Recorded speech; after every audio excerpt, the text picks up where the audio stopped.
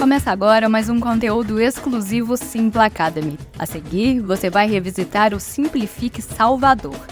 Nesta edição, nos voltamos para uma das capitais culturais do país.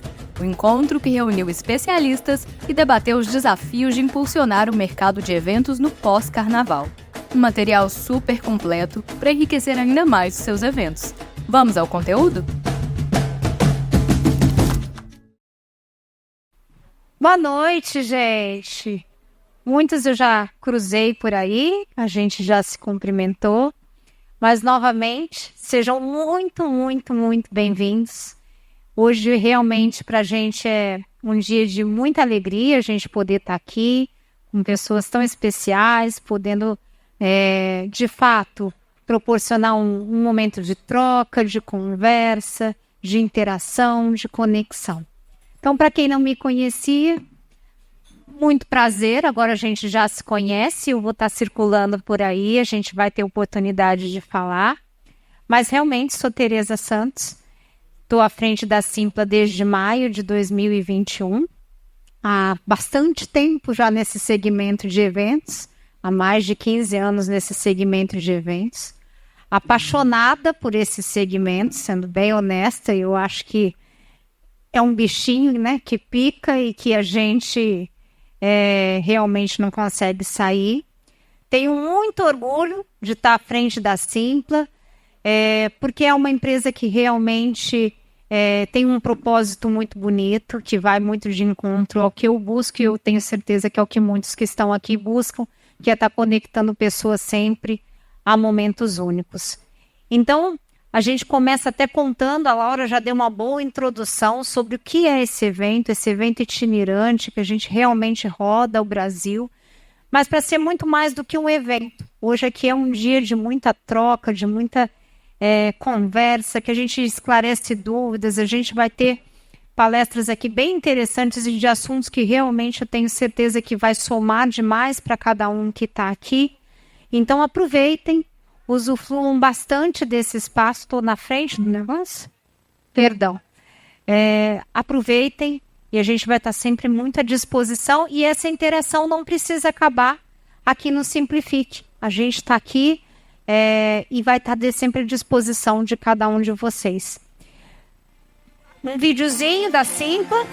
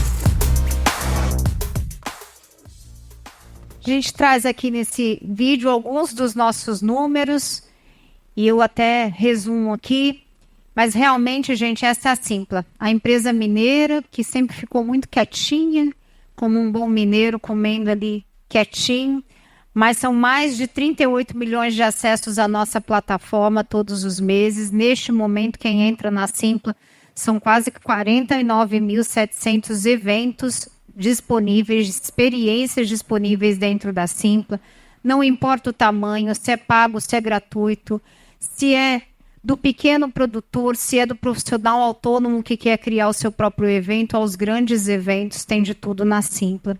São mais já de 2 milhões realizados ao longo desses 12 anos de história de Simpla, mais de 184 milhões de ingressos retirados na Simpla. Para vocês terem uma ideia, é uma média de 4 milhões de ingressos por mês sendo retirados na Simpla. São mais de 4 milhões de pessoas que passam pela Simpla para retirar mensalmente algum tipo de experiência para vivenciar. Hoje, uma base gigantesca de compradores, a gente está falando de um CRM de cliente comprador do B2C de mais de 24 milhões de clientes dentro da Simpla e mais de 336 mil produtores de evento que usufruem da nossa plataforma com uma certa recorrência para gerarem e criarem e venderem e fazerem a gestão de toda a venda dos seus eventos. Estamos presentes em mais de 4 mil cidades, com experiências em mais de 4 mil cidades. Então tem de tudo na Simpla. A gente tem do evento corporativo ao evento religioso, do teatro ao museu, ao festival de verão, como a gente acabou de entregar aqui, o pessoal da Rede Bahia está aqui. Então tem de tudo e eu tenho certeza que tem aí uma boa experiência para cada um de vocês. Contando também do volume de acesso, quando a gente fala daqueles 38 milhões de acessos que a gente recebe mensalmente na nossa plataforma, a gente traz aqui um dado que é público. É o SimilarWeb, é uma informação pública e o porquê que ela é tão importante para cada um. Aqui mostra, gente, um pouquinho de um comparativo da Simpla, que é a nossa linha azul ali em cima, com o restante da concorrência. E a gente traz aqui os grandes concorrentes que também estão no mercado. E a gente percebe que na Simpla há uma recorrência muito grande do volume de acessos, exatamente porque tem todos os tipos de evento aqui. Então, a gente trabalha muito bem a sazonalidade. E a gente tem um volume muito expressivo, porque nada são 50 mil experiências que estão ali diariamente sendo disponíveis dentro da Simpla, o que traz para a gente um número que a gente tem muito orgulho de dizer, e por que esse número é importante para cada um aqui que publica evento. A gente tem mais de 5 vezes acesso do que o segundo colocado, que vem ali na linha amarela, e esses dados, de novo, são dados públicos, e o volume de acesso. São pessoas buscando o que fazer. É onde o público está. É onde ele define ali o que ele quer fazer no próximo fim de semana, ou numas férias, ou numa viagem. É onde ali tem que a gente fala assim, deixa eu ver o que está acontecendo, e ali com certeza vai ter uma experiência para todo tipo de bolso. Quando a gente fala que a gente realmente é a maior e melhor plataforma de eventos, e agora de fato presente em Salvador, é porque a gente vem colocando um foco muito grande em Salvador, desde o último trimestre a gente está aqui, já com escritórios ali no bairro do Horto, convido vocês também, mas de fato a gente está aqui para trazer uma plataforma que tem muito a contribuir para uma cidade que a gente sabe que é uma cidade que é um polo gigantesco de cultura, que tem a necessidade de estar sempre se reinventando, né? Eu falo que a gente que trabalha no evento, cada experiência a gente já tem que estar saindo pensando na próxima e levando uma experiência diferente, levando uma inovação de alguma forma. A gente não pode ser mais um do mesmo, a gente está sempre buscando algo diferente para proporcionar e a gente está aqui para ajudar. Então, investir em Salvador foi muito mais do que só um destino onde a gente veio como estratégia muito forte da Simpla, muito mais do que aquelas 4 mil cidades que tem aqui, mas é porque de fato a gente quer mergulhar nessa cultura tão forte, voltada à nossa diversidade que a gente atua de evento. Também tem de tudo em Salvador, assim como tem de tudo na Simpla, tem de tudo em Salvador, e a gente quer estar aqui explorando o máximo junto com vocês. Falando dessa expansão, a gente veio de fato para fortalecer essa rede de produtores de evento. Esse evento vai se perpetuar com uma certa recorrência, porque a gente quer isso, essa interação, essa trocar experiências para fortalecer essa rede de produtores, impulsionar a economia local, que a gente sabe que também sempre a gente precisa se desafiar para isso, e solidificar cada vez mais Salvador como de fato um destino de eventos renomados, como referência, como a gente já vê. É tão gostoso ver o carnaval como foi e Salvador ser tão celebrado. Quando a gente fala de algumas experiências, a gente traz até aqui um recente, acabamos de entregar, o pessoal da Rede Bahia está aí, a gente agora já está pensando no próximo, né? Mas foi uma experiência muito bacana, o Festival de Verão, mais de 3 dias de montagem desse evento, 12 horas de evento sendo entregues, e com a gente aí mais de 48 catracas instaladas para dar conta aí desses 57.749 check-ins realizados e fluindo muito bem. Ainda em 2024, gente, a gente já está todo vapor, pensando que a gente já está em março, né? Então a gente já está com a cabeça a mil, a gente quer ir muito além da experiência só de ticketing, né? A gente quer ir muito além da experiência pensada no modelo tradicional. A gente tem cada vez mais buscado caminhos, buscado ferramentas para otimizar melhor a venda, para pensar fora só de ticketing, mas em todo esse ecossistema que o evento pode proporcionar. Pensar na jornada do cliente desde a hora que ele tem que ser impactado pelo conteúdo, que às vezes a pessoa nem sabe que ia ter a atração que ela gosta ou o conteúdo que ela quer, até o pós-venda, como que a gente fideliza esse cliente, como que a gente colhe a informação desse cliente e compartilha de forma rica com os organizadores do próprio evento. Então, simplificar é o que a gente tem buscado muito como resposta em todas as soluções que a gente já vai focar e muita novidade chegando para vocês ao longo de 2024. A gente já tem alguns cases sendo testados, está aqui o Tufi do Armazém, a gente já está fazendo um case muito bacana de showbiz, em breve cases de consumação, então vem coisas muito bacanas por aí para a gente também compartilhar com vocês.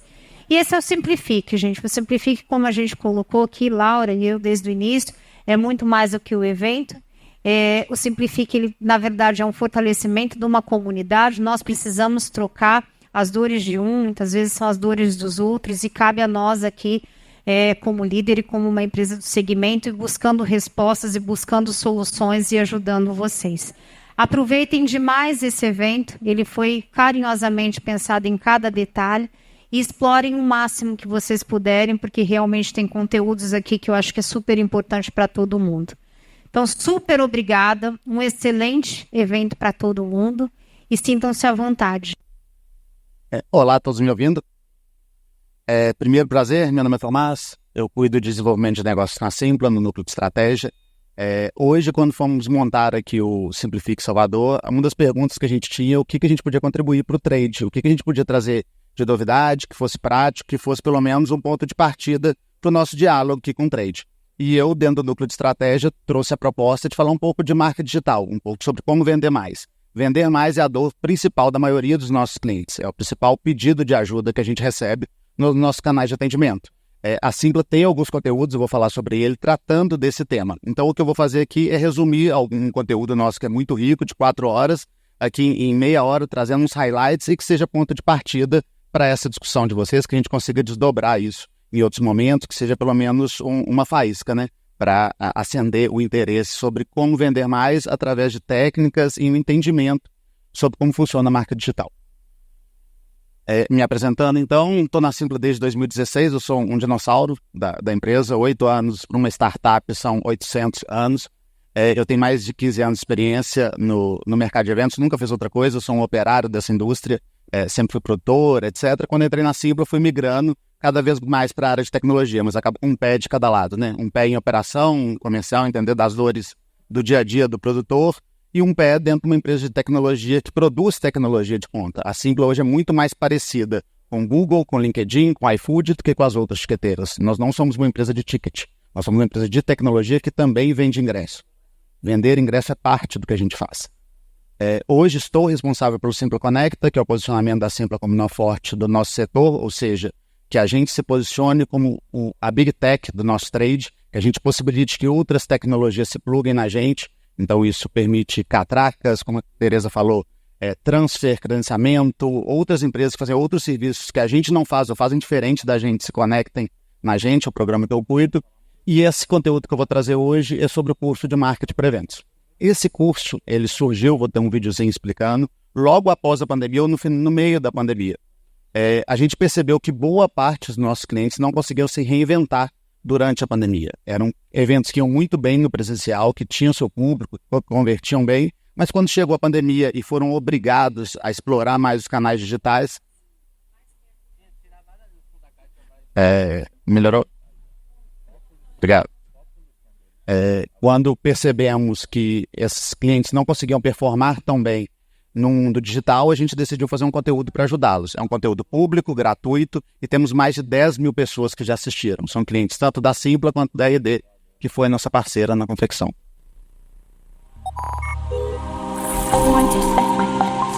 Este curso, ele nasceu de uma ideia e de uma percepção nossa aqui dentro da Simpla, que o nosso mercado estava passando muita dificuldade na transformação digital.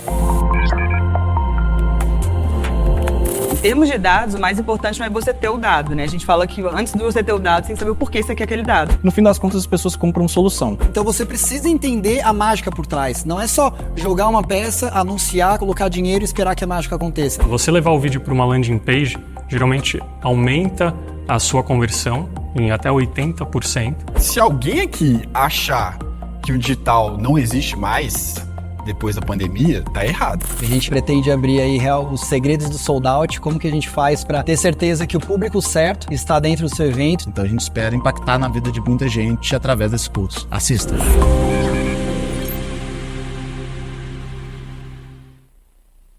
Fazendo algumas apresentações, quem nos acompanha nesse curso é pessoal da Resultados Digitais, a principal empresa de automação de funil de vendas e marketing na América Latina, e ali são pessoas especializadas, pessoas que fazem o RD Summit, eu acho que boa parte de vocês já deve ter ouvido falar.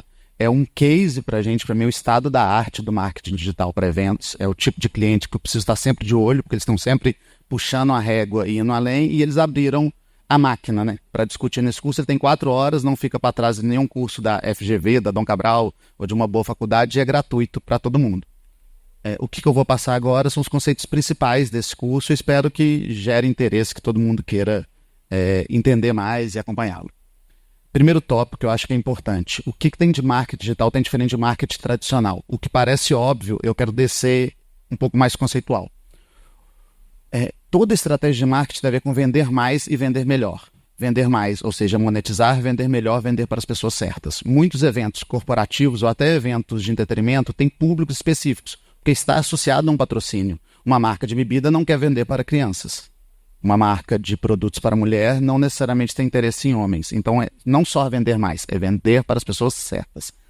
As estratégias tradicionais, que são todas as que a gente já conhece da vida, né, dos últimos 100 anos, rádio, televisão, jornal, banner, outdoor, todas elas anunciam muito bem. Elas fazem chegar em muita gente, só que muito sem controle. Ou seja, você não sabe com quem você está falando. Você coloca um outdoor numa grande avenida, você pode estar falando com um homem, com uma mulher, com uma criança, com um idoso, com seu público-alvo ou com um público que não é seu público-alvo.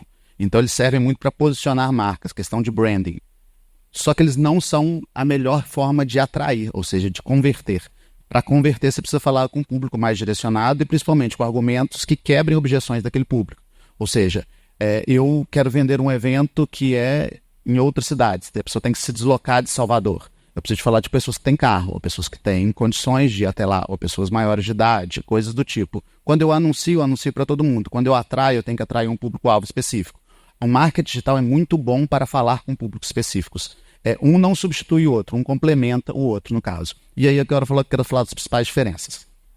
Canais. Os canais tradicionais, eles são lentos na mudança. Você coloca um outdoor, primeiro é muito difícil ter feedback. Gente, o outdoor está dando certo, ele está vendendo, não está? Esse outdoor é importante para o meu processo de vendas? Não sei. Você pode escolher de amigos, de pessoas que você conhece, mas ter uma amostragem dentro de milhões de pessoas você não vai ter. Então você não consegue ter essa precisão. Principalmente porque você não tem feedback, você não tem como colher feedbacks de marketing tradicional.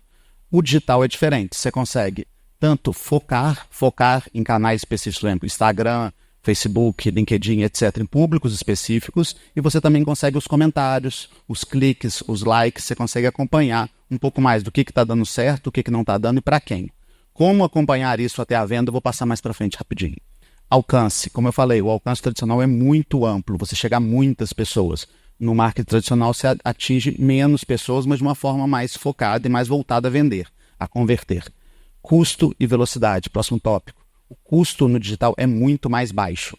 Por quê? Rodar um banner, rodar um outdoor, tem a empena, tem a alocação, tem a montagem. Se ele não tiver legal, você não tem como ir lá no meio do mês e trocar. Ou é muito caro fazer isso. É muito caro mudar um anúncio, gravar um jingle, gravar uma campanha na televisão. No marketing digital, até principalmente com ferramentas de AI e também com o custo de designer no digital sendo muito mais baixo, não tendo os custos de impressão e produção, tudo fica muito mais rápido. Você consegue pivotar a direção da sua campanha e fazer, junto com a questão de alcance e feedback, coisas mais nichadas. Vou fazer uma campanha para mulher, uma campanha para homem, uma campanha para o idoso, uma campanha para a pessoa mais jovem, que é o caso de segmentação. No digital você tem essa liberdade. Um anúncio no digital, em ads, não precisa ser igual para todo mundo. Você consegue fazer um argumento para vender o seu show para um público de 20 anos e outro argumento para o público de 30. Normalmente o público de 30 precisa sentar, então pode ser esse argumento, mas ele é diferente do público de 20. Por último, métricas. Ele te permite ter métricas, coisas que você não tem no marketing tradicional. Você não consegue saber, aquele outdoor que eu coloquei em tal avenida vendeu quantos ingressos. Quantas pessoas foram no seu evento por causa daquele outdoor? Você não consegue dar atribuição. Você não consegue medir o quanto ele é eficiente. E no digital você consegue. Então, as ações devem ser complementares e a minha fala aqui vai ser muito voltada para o digital. Eu não estou desdenhando do tradicional, que funciona e é necessário, mas aqui nós vamos mergulhar um pouco nos conceitos centrais do tradicional e tentar convencer vocês o quanto vale a pena disso. Clareza de objetivo é um passo para qualquer campanha de marketing. No digital ela precisa estar muito bem construída. Nenhum evento objetivo é o lucro. Lucro é uma condição. Meu evento dar lucro é como meu evento ter tenda. Eu boto tenda porque chove. Ele dá lucro porque eu preciso comer, porque é o meu negócio, porque eu preciso ter lucro. O objetivo do evento é o papel social. Então todo evento serve para alguma coisa. Ele serve à sociedade. Ele serve para entretenimento, ele serve para um congresso, ele serve para um evento corporativo. Isso precisa ficar muito claro. Porque em todos os momentos que a gente tiver que ajustar uma campanha, a gente vai ter que voltar nesse objetivo. Então, se eu tenho um objetivo, eu preciso ter métricas de sucesso. O que eu vou falar que deu certo? Como que eu vou falar para o meu patrocinador que deu certo? Deu certo o quê? Vendeu mais? Deu certo? A marca dele foi reconhecida? Quais métricas eu vou usar? No digital a gente consegue medir tudo. Eu vou adquirir clientes, por exemplo. Este evento aqui, ele tem 3 objetivos, falando muito do nosso motor. Aquisição, retenção, relacionamento, basicamente. Então, queremos que novos clientes venham para a Simpla, queremos que clientes que já são da Simpla continuem com a gente, queremos dialogar com o mercado, queremos ouvir e falar e trocar essa experiência com vocês. Então, esses são os objetivos claros e a gente mede cada um deles como sucesso. Então, gerar impacto e qual mensagem eu quero passar, que é a reflexão do objetivo.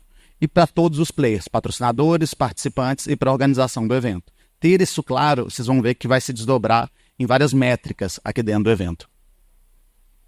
Mentalidade de dados. O tradicional não tem dados. E o nosso setor é muito pouco bancarizado também. A gente não pega empréstimo em banco. O setor de eventos tem muito pouco acesso a banco. Esses 2 motivos levam a gente a ter muito pouco dado. O organizador de evento, historicamente, puxa poucos dados, trabalha poucos dados.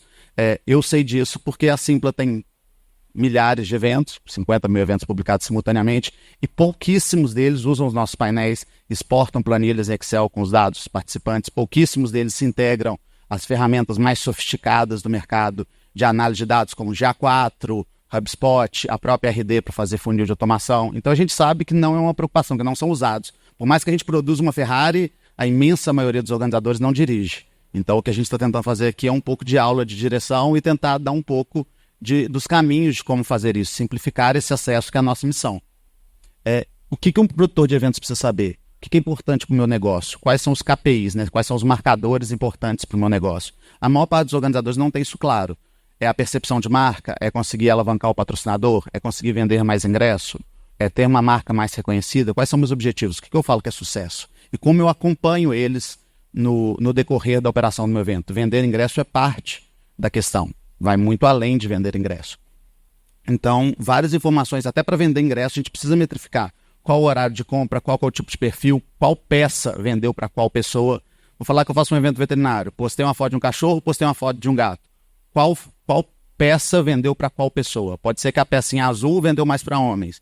A em amarelo vendeu mais para mulheres. A em roxo vendeu mais para idosos. Coisas do tipo. Então a gente tem que entender as peças e dar atribuição para elas, o que está vendendo para quem. E qual a influência do grupo, ou seja, qual é o momento de compra, qual rede social a pessoa comprou, não só o argumento, mas o canal.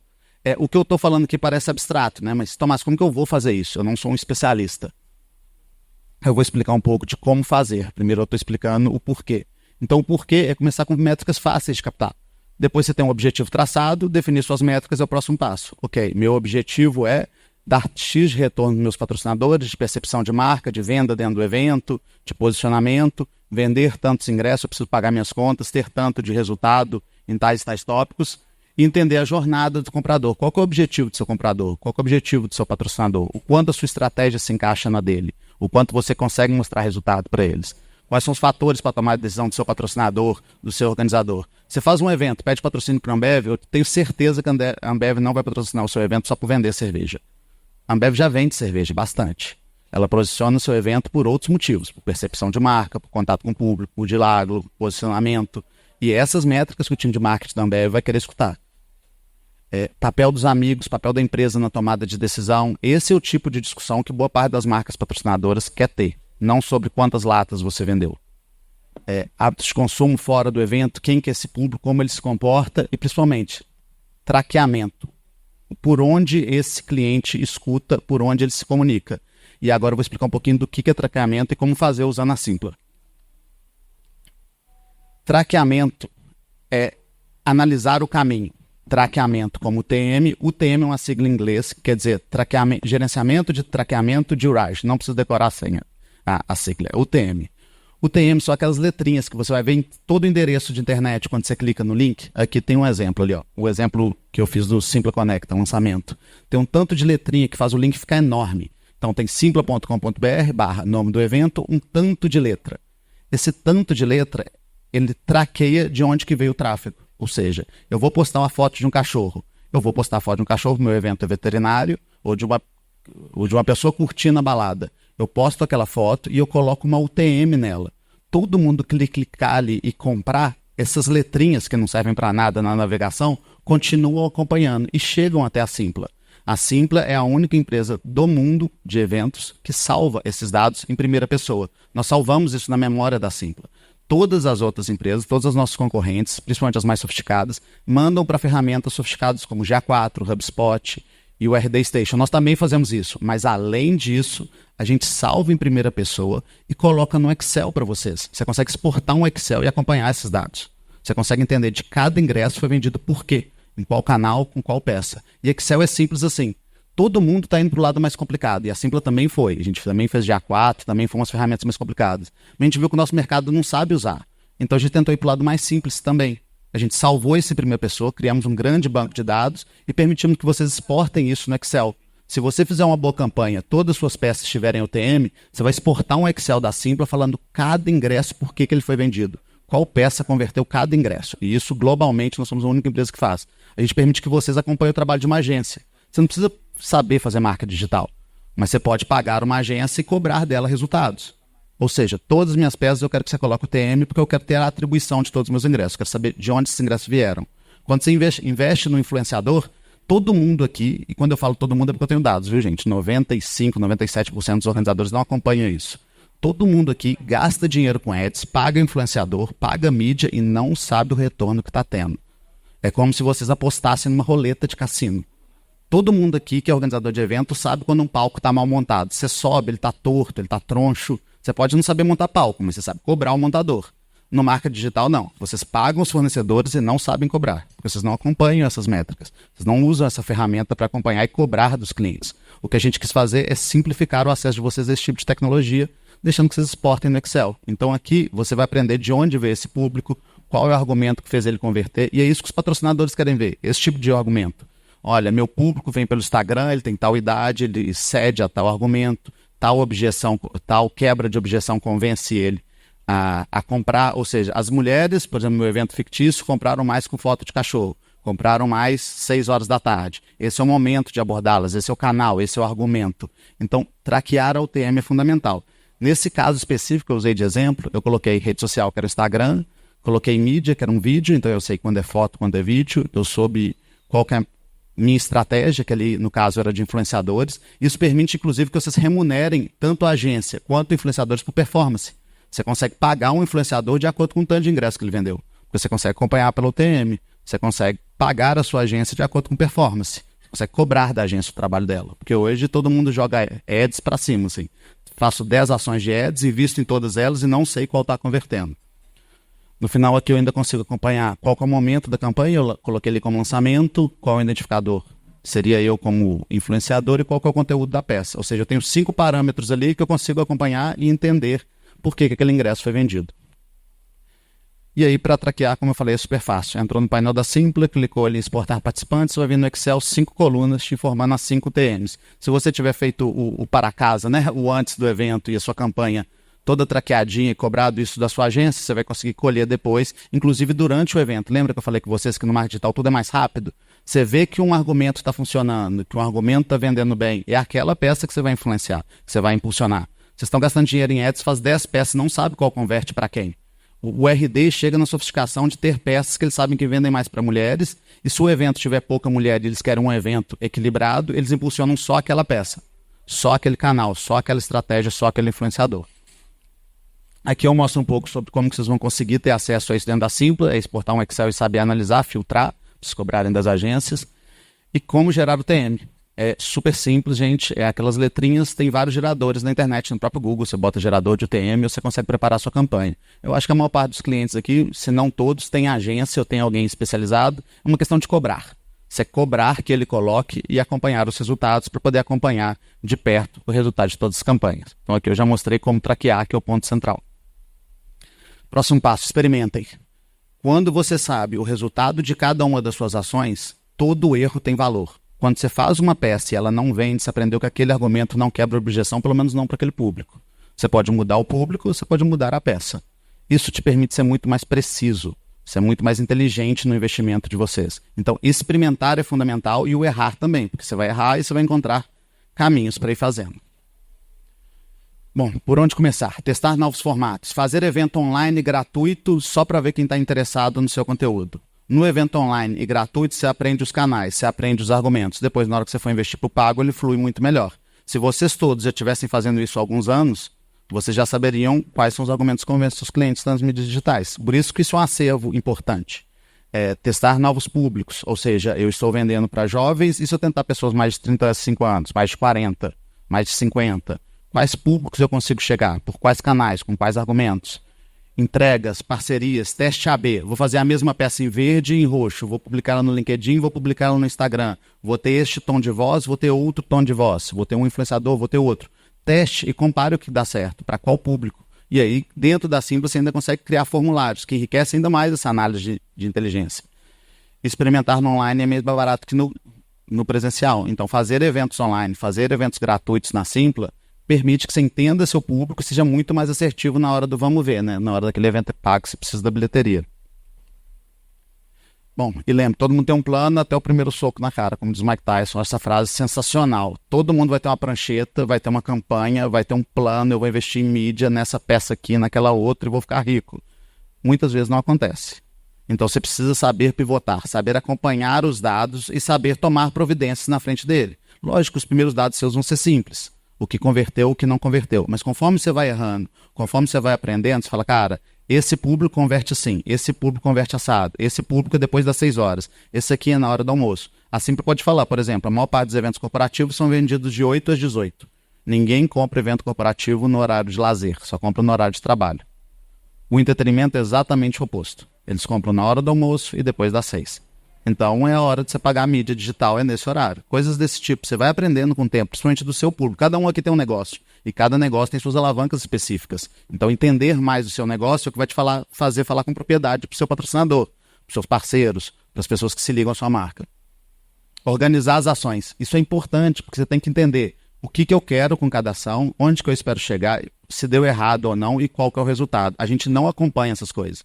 A gente fica desesperado que o evento não está vendendo bem, contrata mais um artista e joga todo o nosso dinheiro em ads. Enlouquecidamente. Então, conseguir fazer isso com mais precisão, saber qual artista... Se eu tiver um festival com 10 artistas, a cada artista eu vou ter um novo argumento. A cada novo argumento eu vou ter um novo canal. A cada novo canal eu tenho um público que converteu. Com o tempo eu vou aprendendo qual pessoa gosta de qual artista, qual que argumento fez ele comprar. Isso vai me fazendo a roda girar. No meu próximo evento eu tenho tudo isso de legado para fazer de novo. Eu já sei que o público desta banda compra em tal horário, com tal argumento, em tais dias na véspera do evento ou não. O tantos por cento do meu evento veio por causa dessa banda e dessa atração. Não precisa ser complexo, mas não pode ser subjetivo.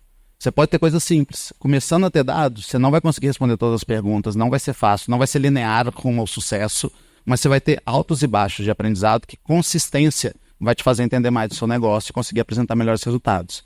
E o que não é mensurado não está sendo gerido. A gente não gere comunicação em eventos. Eu falo a gente como trade, viu, gente? Todos nós, assim. A Simpla tenta facilitar isso.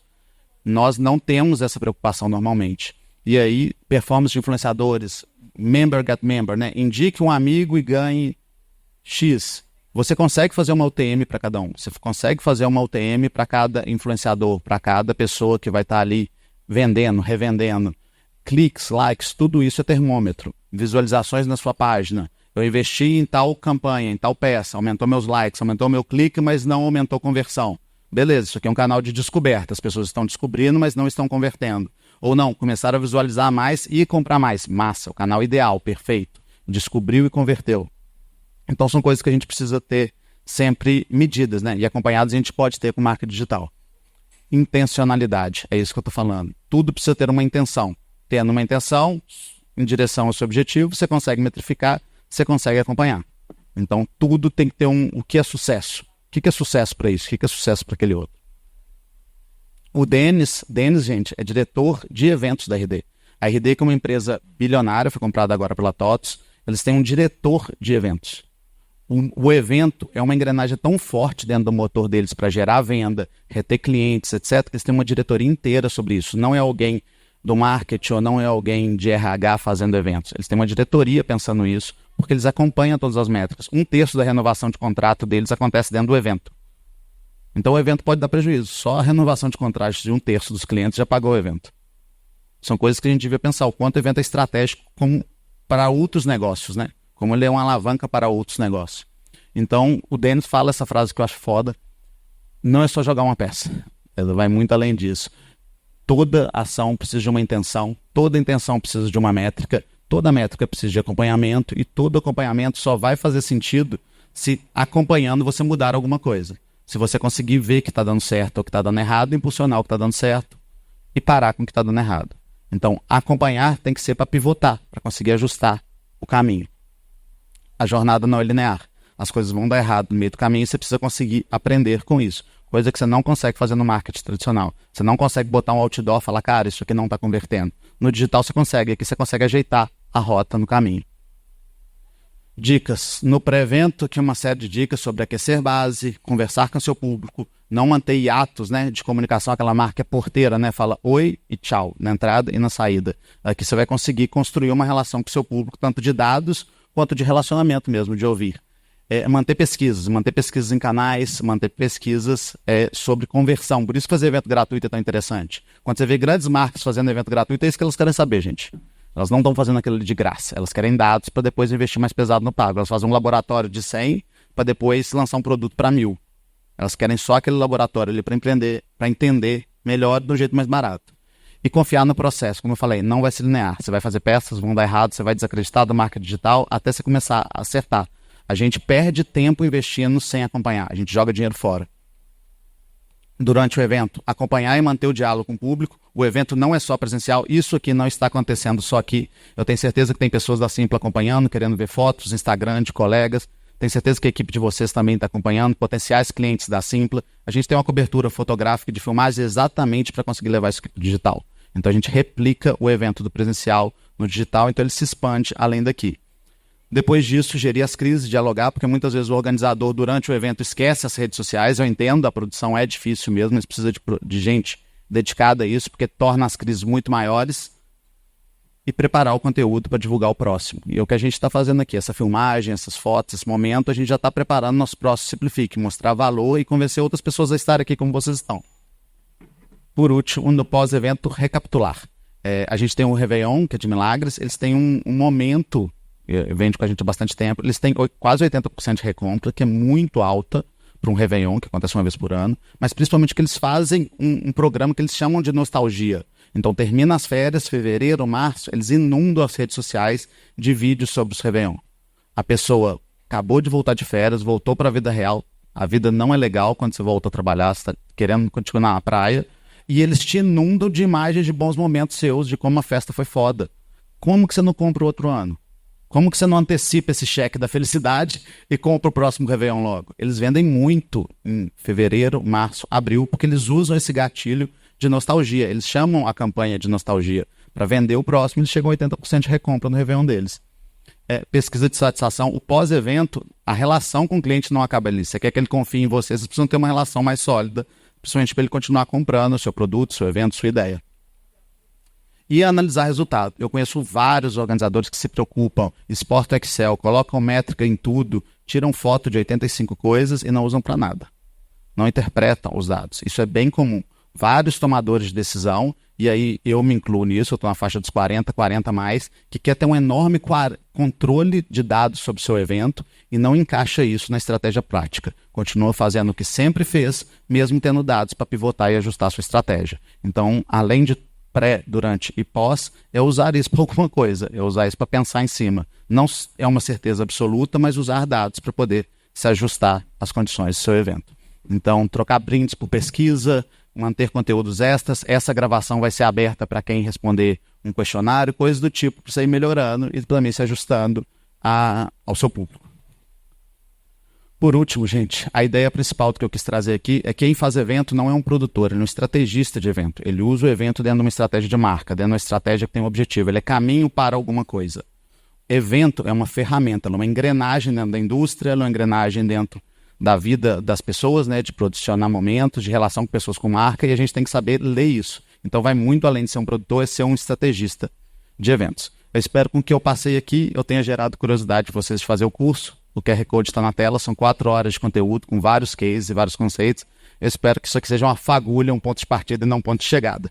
É isso, gente. Obrigado. Laurinho. Bom, pessoal, primeiramente, obrigado pela presença de todos vocês aqui hoje, reforçando as palavras do Tomás, da Tereza e da Laura. E principalmente também aqui a Ana, nossa convidada super especial, que veio de São Paulo até aqui, só para trocar uma ideia com a gente. Pessoal, o assunto aqui ele é mais sério, né, do que a gente falar um pouco de marketing. Ele dá bastante trabalho, tanto quanto falar de marketing, mas é muito importante a gente falar disso, né?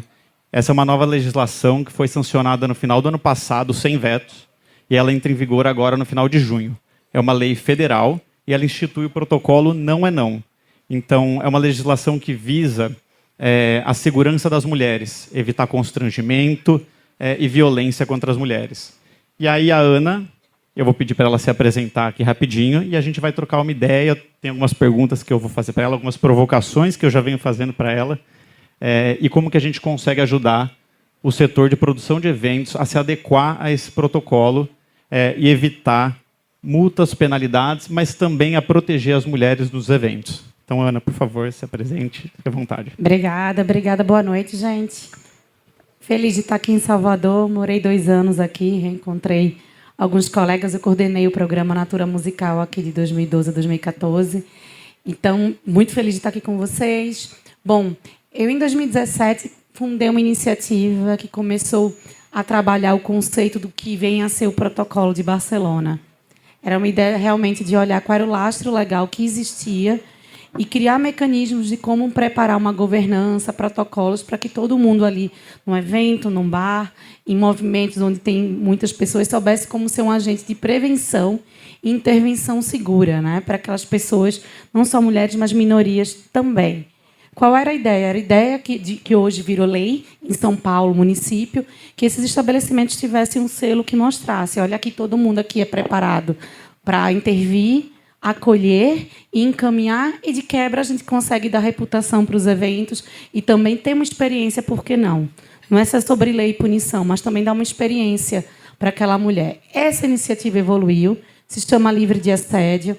Tenho muito orgulho de estar ajudando o Ministério Público de São Paulo, o município, ser parceira da Secretaria de Direitos Humanos de São Paulo também, e o Legislativo a ajudar a regulamentar a lei, que em São Paulo já está valendo a multa. Quero até perguntar, quem está seguindo isso, já está sabendo que em São Paulo está valendo multa? Queria só que levantasse a mão para a gente entender como é que está o conhecimento, porque agora a lei federal, que foi sancionada em dezembro, entra em vigor e começa a valer multa em junho. Não tem problema. Aqui, levanta a mão quem ouviu falar, está acompanhando. Aqui na Bahia foi agora em dezembro, está em processo de regulamentação, vai entrar junto com o governo federal. Bom, em resumo, já antecipei um pouco do que é a conversa, mas, basicamente, a gente já trabalhou com eventos como Tomorrowland, Lollapalooza, Primavera Sound, mas a gente já fazia isso muito antes de ter lei. Então, o que a gente vai trazer aqui não é para falar de lei, porque eu não sou advogada, já falei para ele. Eu vim aqui para entender, falar que eu entendo a dor de vocês.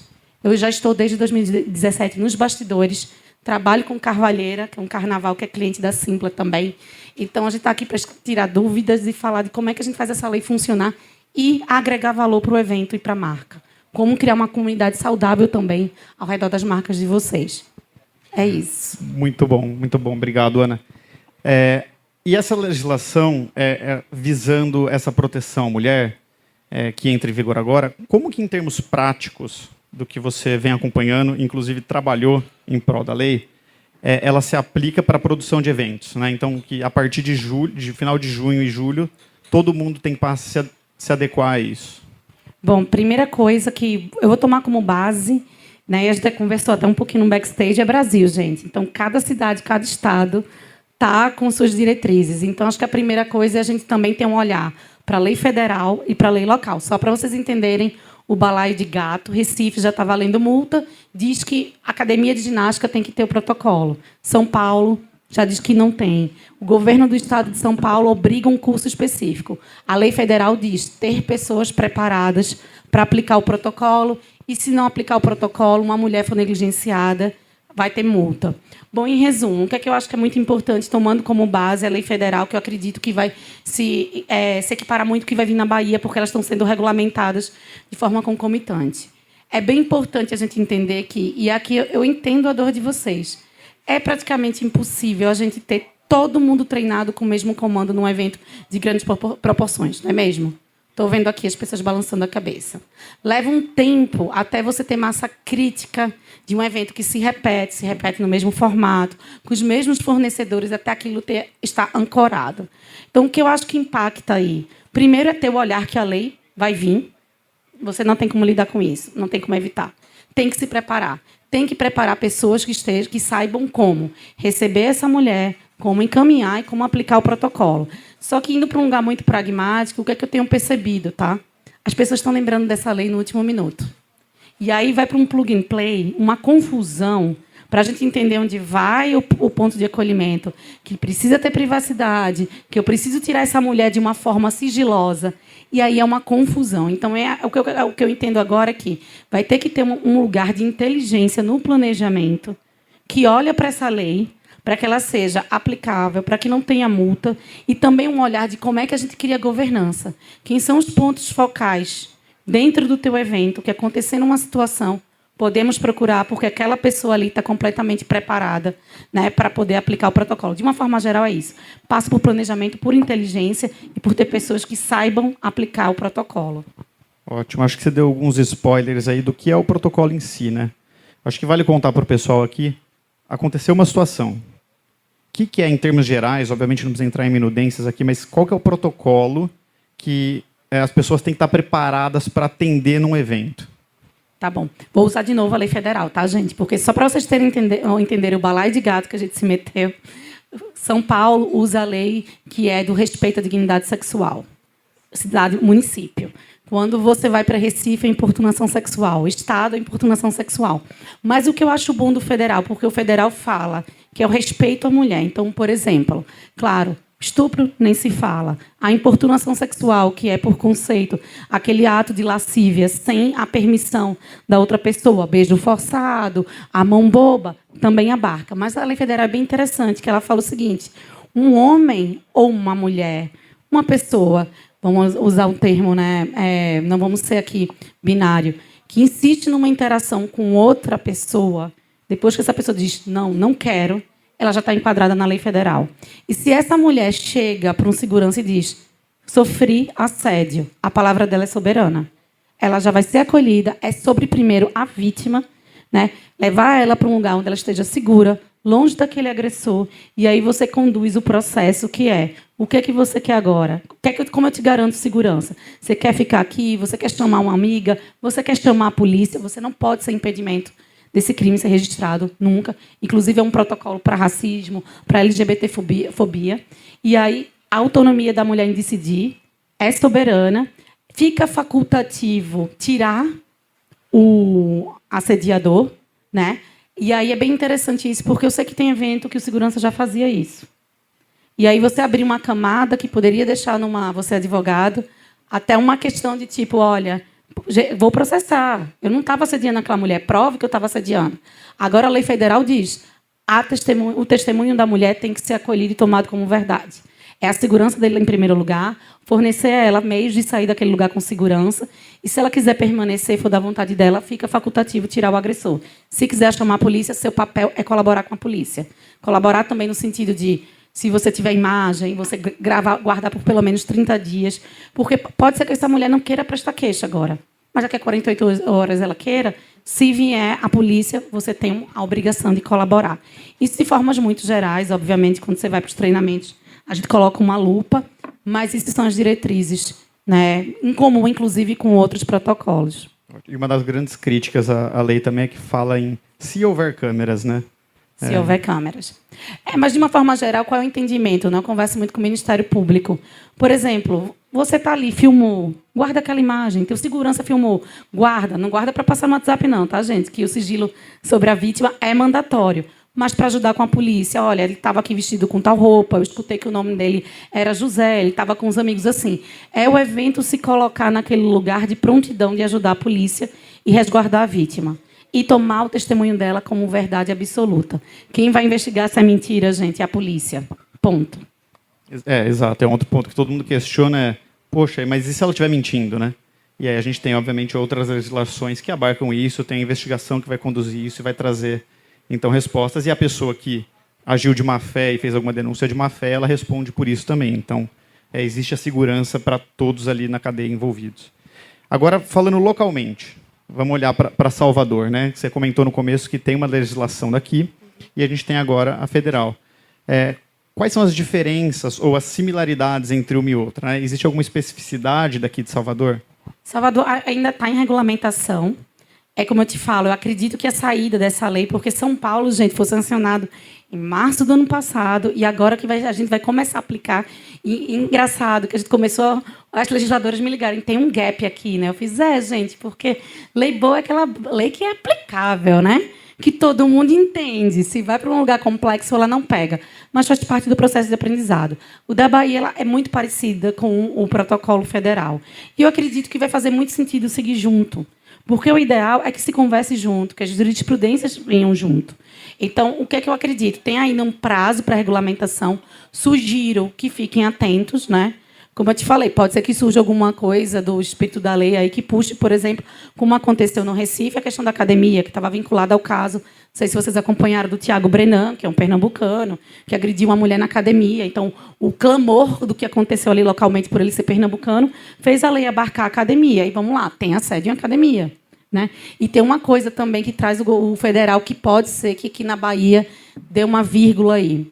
O federal tem uma falha que ele fala o seguinte: ambiente onde se vende bebida alcoólica. E se excluem festas religiosas. Se excluem as festas das universidades católicas, presbiterianas. Então, pode ser que até num processo de regulamentação, que foi muito criticado, a Bahia saia com uma novidade. Então, é importante, sim, a gente olhar para a legislação local.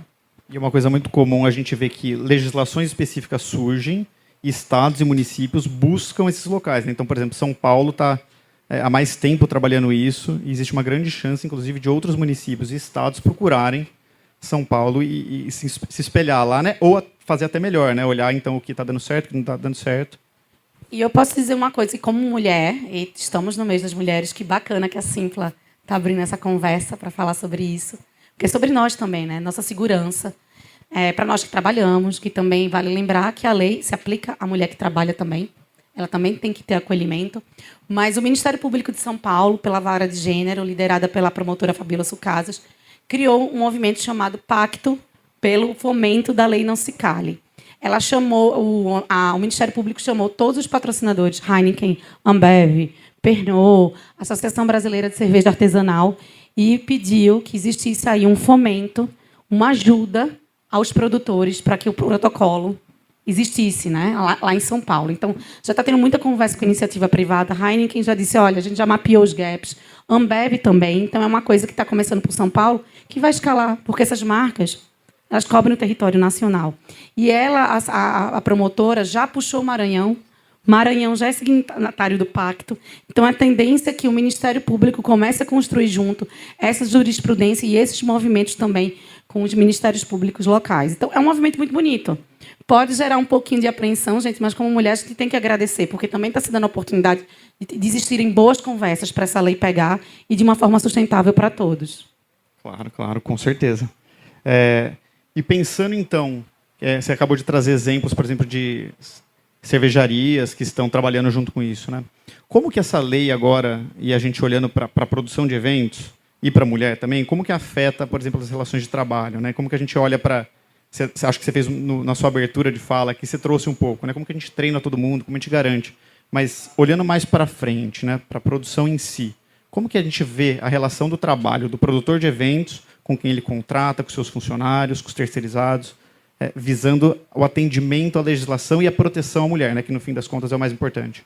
Eu acho bem interessante isso, porque é o seguinte, a gente sabe que entre o produtor tem várias outras camadas de contratantes.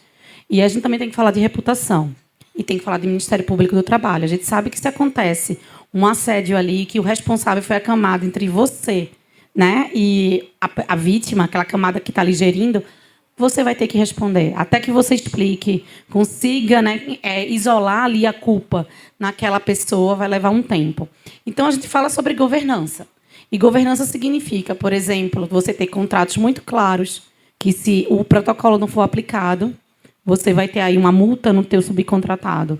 Como também você ter aí canais de denúncia. A gente tem uma ferramenta dentro da nossa iniciativa, que é um canal, que é um saque, que fica com meu pessoal, que respeita a LGPD, que pode vir uma denúncia, e que se essa colaboradora foi negligenciada, colaborador também, porque tem outras formas de abuso, discriminação, racismo, a gente notifica a produtora, para que essa produtora tome uma atitude e diga, olha, você tem X horas para pagar isso, você tem que aplicar o protocolo porque estava ali em contrato. Então, é governança, gente, é mecanismo de governança para você que é um produtor responsável não ser pego, de repente, numa situação porque alguém resolveu ser negligente com o protocolo ou com as outras leis também. E a gente sabe que hoje as coisas vêm mudando, mas culturalmente ainda é muito difícil, né? As coisas são complicadas. E aí a gente vê, por exemplo, numa balada, né? Pensando na lei federal aqui, em ambientes fechados, com venda de bebida alcoólica, pode acontecer um constrangimento, porque as pessoas ainda acham que, quando você fala de violência à mulher, tem que ser um estupro, tem que ser um soco na cara, né? E o constrangimento ele está abarcado pela legislação.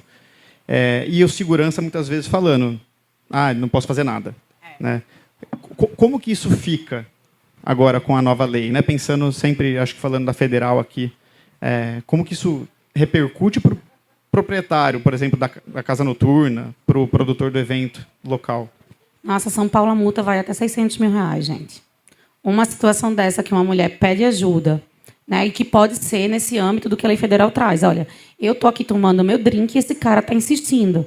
Não posso fazer nada porque ele não bateu ainda em você. Vamos colocar assim. Só o fato dela, de novo, ter sido negligenciada, ela pode recorrer. Tem uma coisa muito interessante na lei de São Paulo, tá? Que eu não vou mentir, que a gente está lutando para ir para a lei federal. Que não seja só na esfera penal. Que não precisa essa mulher ir para a delegacia registrar uma queixa. Vá para a esfera civil. Porque aí você tem um processo e você penaliza quem me negligenciou. Então, é importante ficar atento, sim. A multa em São Paulo é muito popuda. É de 50 a 600 mil. É muito dinheiro isso, gente.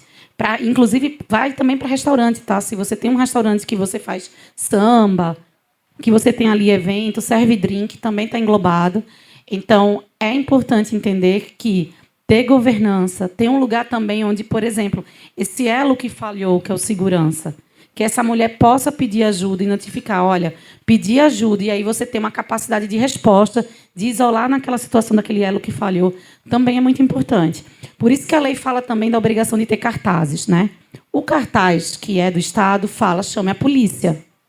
E aí você também pode ter uma camada que é tipo, chame alguém da minha equipe. Está aqui o QR Code, notifique esse canal, vá até o lugar e avise se alguém não te tratou de acordo com o protocolo.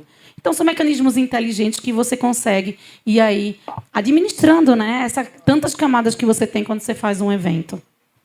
Exato. Acho que na era das redes sociais, inclusive, além da multa, pode ser o fim do seu... Gente, o pessoal vai primeiro para o Twitter, né? Antes de ir para o saque do evento. Não é verdade, a Tati está rindo aqui. Exato. Acho que mais do que a multa, é também como que as pessoas passam a ver e enxergar a sua casa noturna, sua casa fixa, passa a enxergar o evento que ela frequentou, porque isso toma proporções ali, e às vezes era só você, de fato, ter dado o acolhimento, né? É o acolhimento. E eu acho que tem uma coisa que é muito interessante. Eu percebo alguns eventos com vergonha de colocar esse canal. Eu faço, gente, a melhor coisa que você pode ter é avisar. Pede ajuda. Né? Avisa no Instagram, você não está sozinho, tem um canal, está aqui o QR Code. Né? Chame em tal canal, coloca sem economia nos telões, porque é uma forma de você ter esse diálogo direto com a cliente, né? Com o teu público. Né? Você se coloca ali, eu estou de prontidão. Então, eu acho que quando eu vejo um evento que foi até a página 2, mas não comunicou direito essa governança, dá muita pena, porque você ainda continua com o risco de uma crise. Como você falou, vai para o Twitter, mas não chega para você a tempo de você fazer o acolhimento. Ótimo. E você tem falado bastante de governança, né? Eu queria que você explicasse um pouquinho mais o que você quer dizer quando você fala com governança. E aí depois eu conecto a outra pergunta, que senão a gente vai se perder nela. Governança é sobre processo, é olhar o lastro legal e isso se aplicar ao processo decisório. Então, processo acontecer uma situação, o que é que diz a lei, como é que aqui a gente tem agentes que tomam decisão baseado nessa lei. E também comunicação e transparência. A gente está na época do novo poder, né? Transparência tem que ser radical.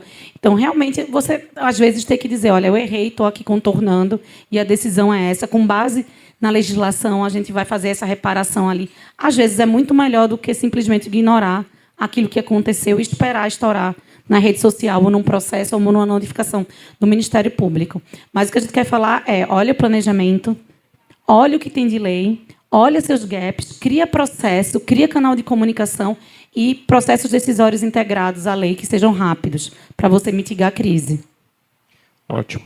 Acho que está muito ligado à palavra da moda, mas que é muito importante, que é o ESG, né? o ESG. E falando em ESG, então, só para a gente conectar com muito do que você trouxe aqui, como que você enxerga ESG em eventos? Né? Eu sinto, e eu vejo muitos eventos que estão na Simpla, de grandes clientes nossos, que estão olhando para isso com muito afinco. Você acha que é uma realidade? E se sim, se é algo que veio para ficar, é passageiro, é da moda? ESG dialoga com capital, dialoga com patrocínio, não vai embora nem tão cedo. Né? A palavra da moda, a gente fala de patrocinador. O patrocinador está com capital aberto, gente. Reporta resultado. E, como eu falei, trabalho com as grandes marcas de bebida. Estão preocupadas, sim. Porque a reputação é um escândalo que estoura e o valor da ação cai. Então, veio para ficar. Mas a gente sabe que o mato é muito alto. A gente sabe que o evento tem que ter muita imagem. Super concordo com o Tomás aqui.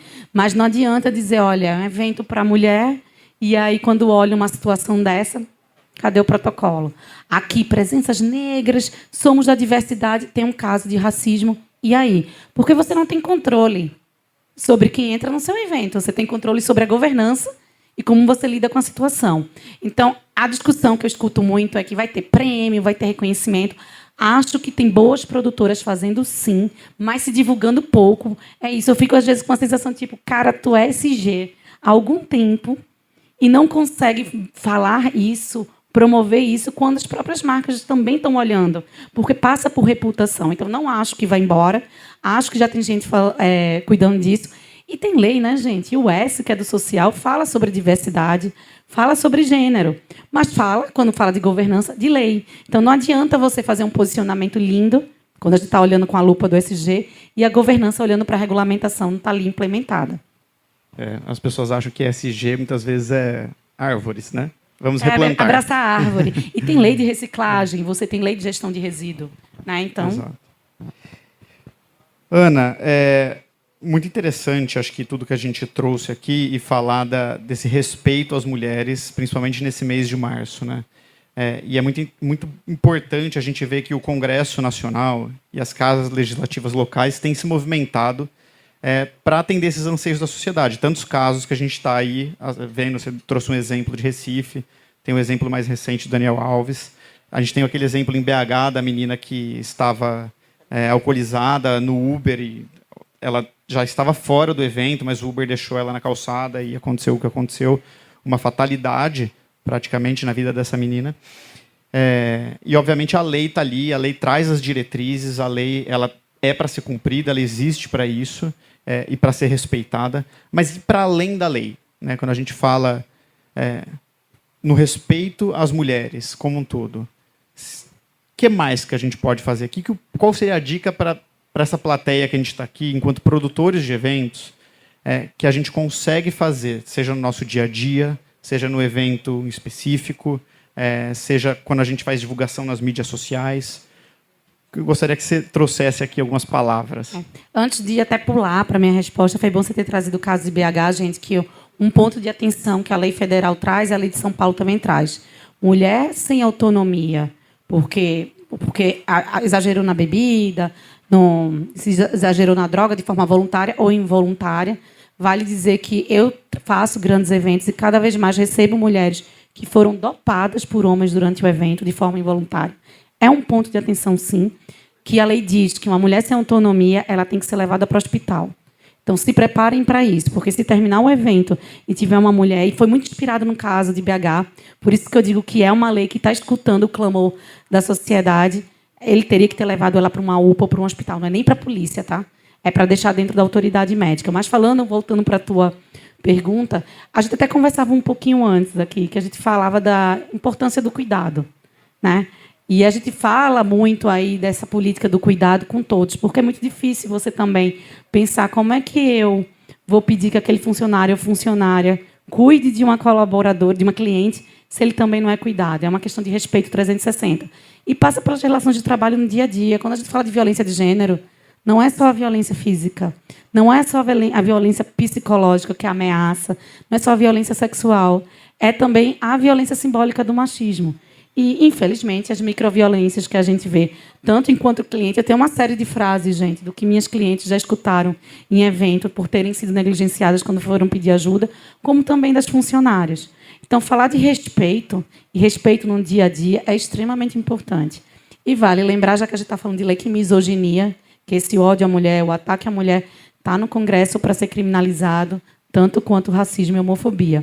E vale lembrar também, gente, que o Brasil é signatário do Pacto de Belém do Pará. Toda lei que protege a mulher também protege a mulher LGBT. Então, os protocolos contra assédio também vão cobrir a mulher lésbica, a mulher bi e a mulher trans, tá? É mulheridades. Então, quando a gente fala dessas leis, também estamos abarcando aí uma parte da comunidade LGBT. Ótimo. Muito bom. Bom, Ana, obrigado. Muito obrigado mesmo. Pessoal, obrigado. Espero que, obviamente, é bem pouquinho, mas esclareça e todos fiquem à vontade também para buscar mais informações. Busquem a Ana. Ana, vou deixar... Mas eu acho que a gente tem que falar da parceria Simpla e livre de assédio. Claro. Né? Antes de terminar. Quer contar? Porque a gente soltou a cartilha agora. Você conta. Bom, a Simpla e a Livre de Assédio, a gente... Somos grandes parceiros, faz muito tempo que a gente conversa com a Livre de Assédio. A Livre de Assédio atende uma série de grandes clientes nossos, prestando consultoria, auxiliando nesse momento. E agora, nesse último mês, né, a gente vem conversando há muito tempo, mas no último mês... Foi presente para o mês da mulher. A gente soltou, então, para os nossos clientes uma cartilha contando um pouco sobre a lei. Ela está mais detalhada, entrando mais na lei do que a gente fez aqui nesse papo.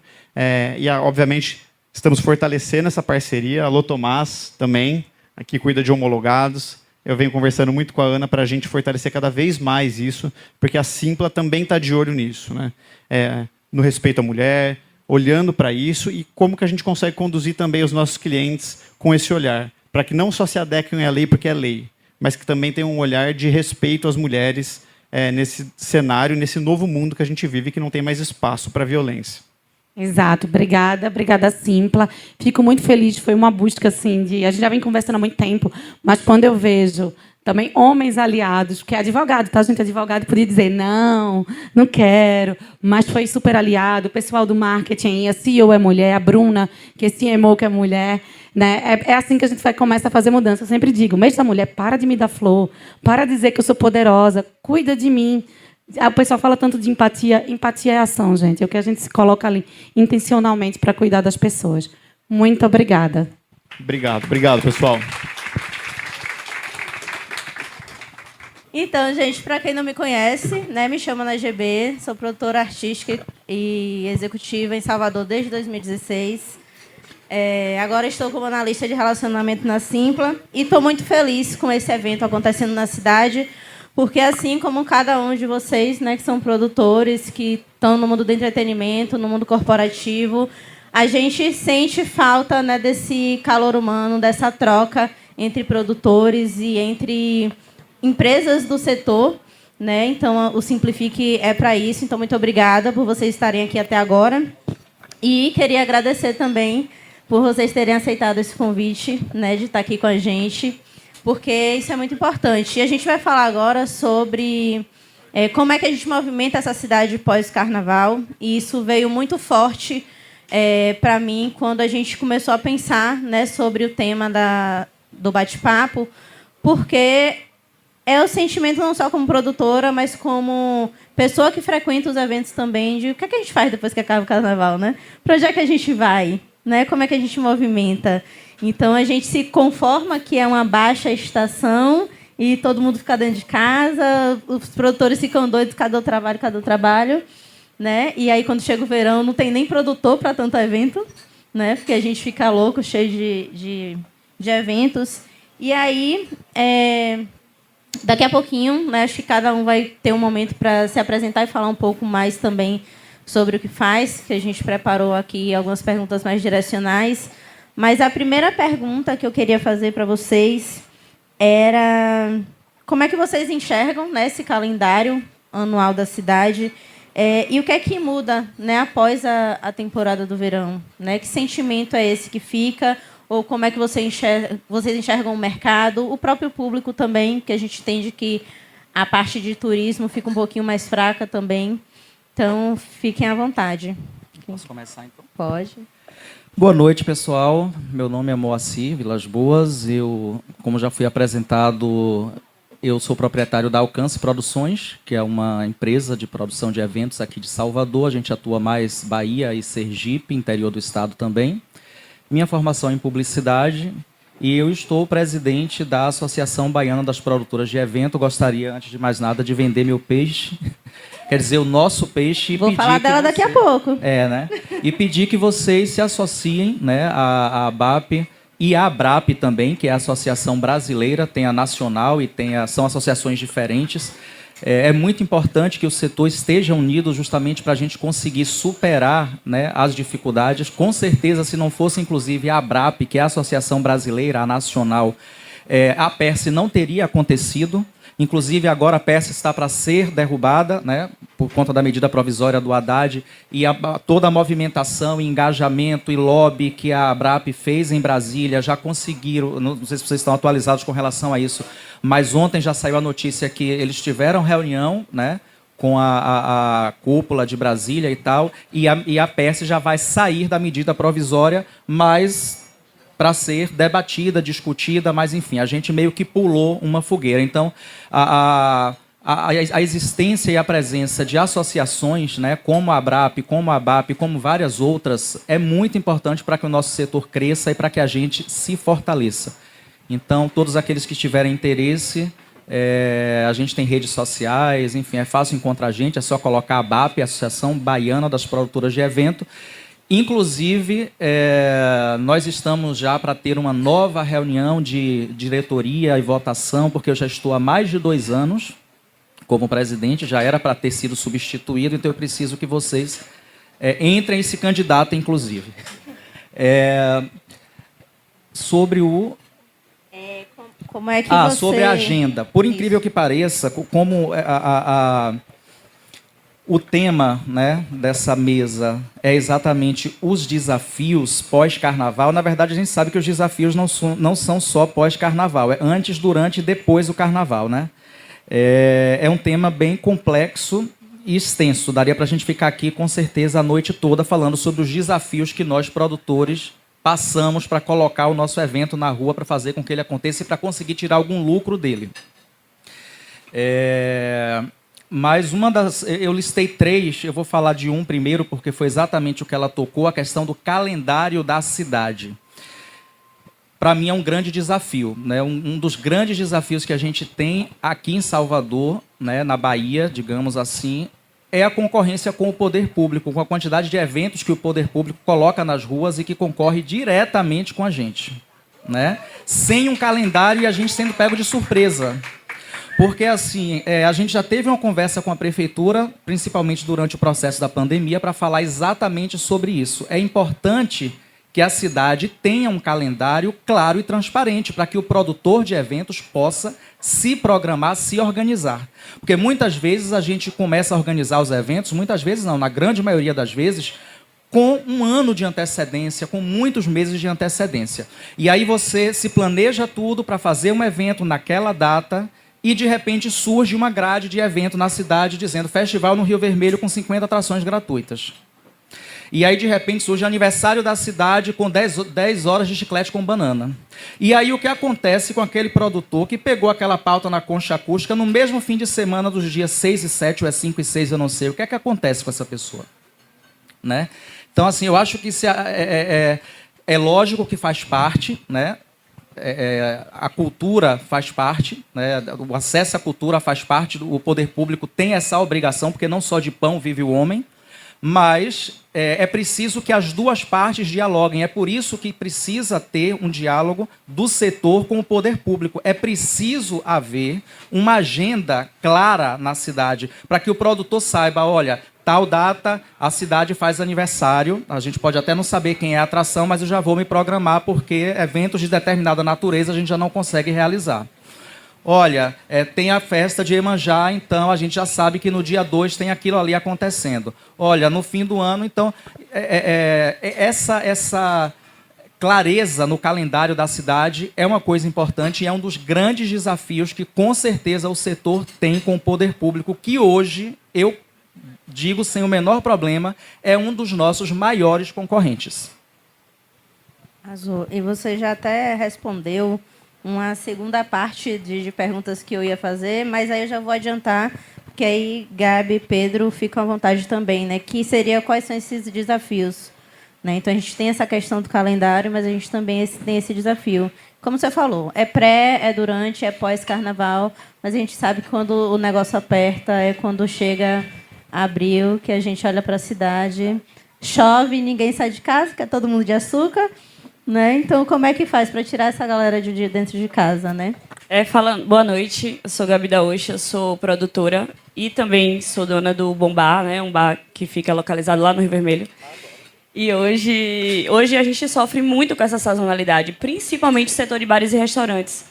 Porque para a gente ainda é muito mais complicado. Porque nós estamos lá todo final de semana, então a gente não tem o que fazer. Nós não podemos remanejar datas, a gente não pode simplesmente fechar, porque aquele fim de semana ou aquele mês está lotado de eventos.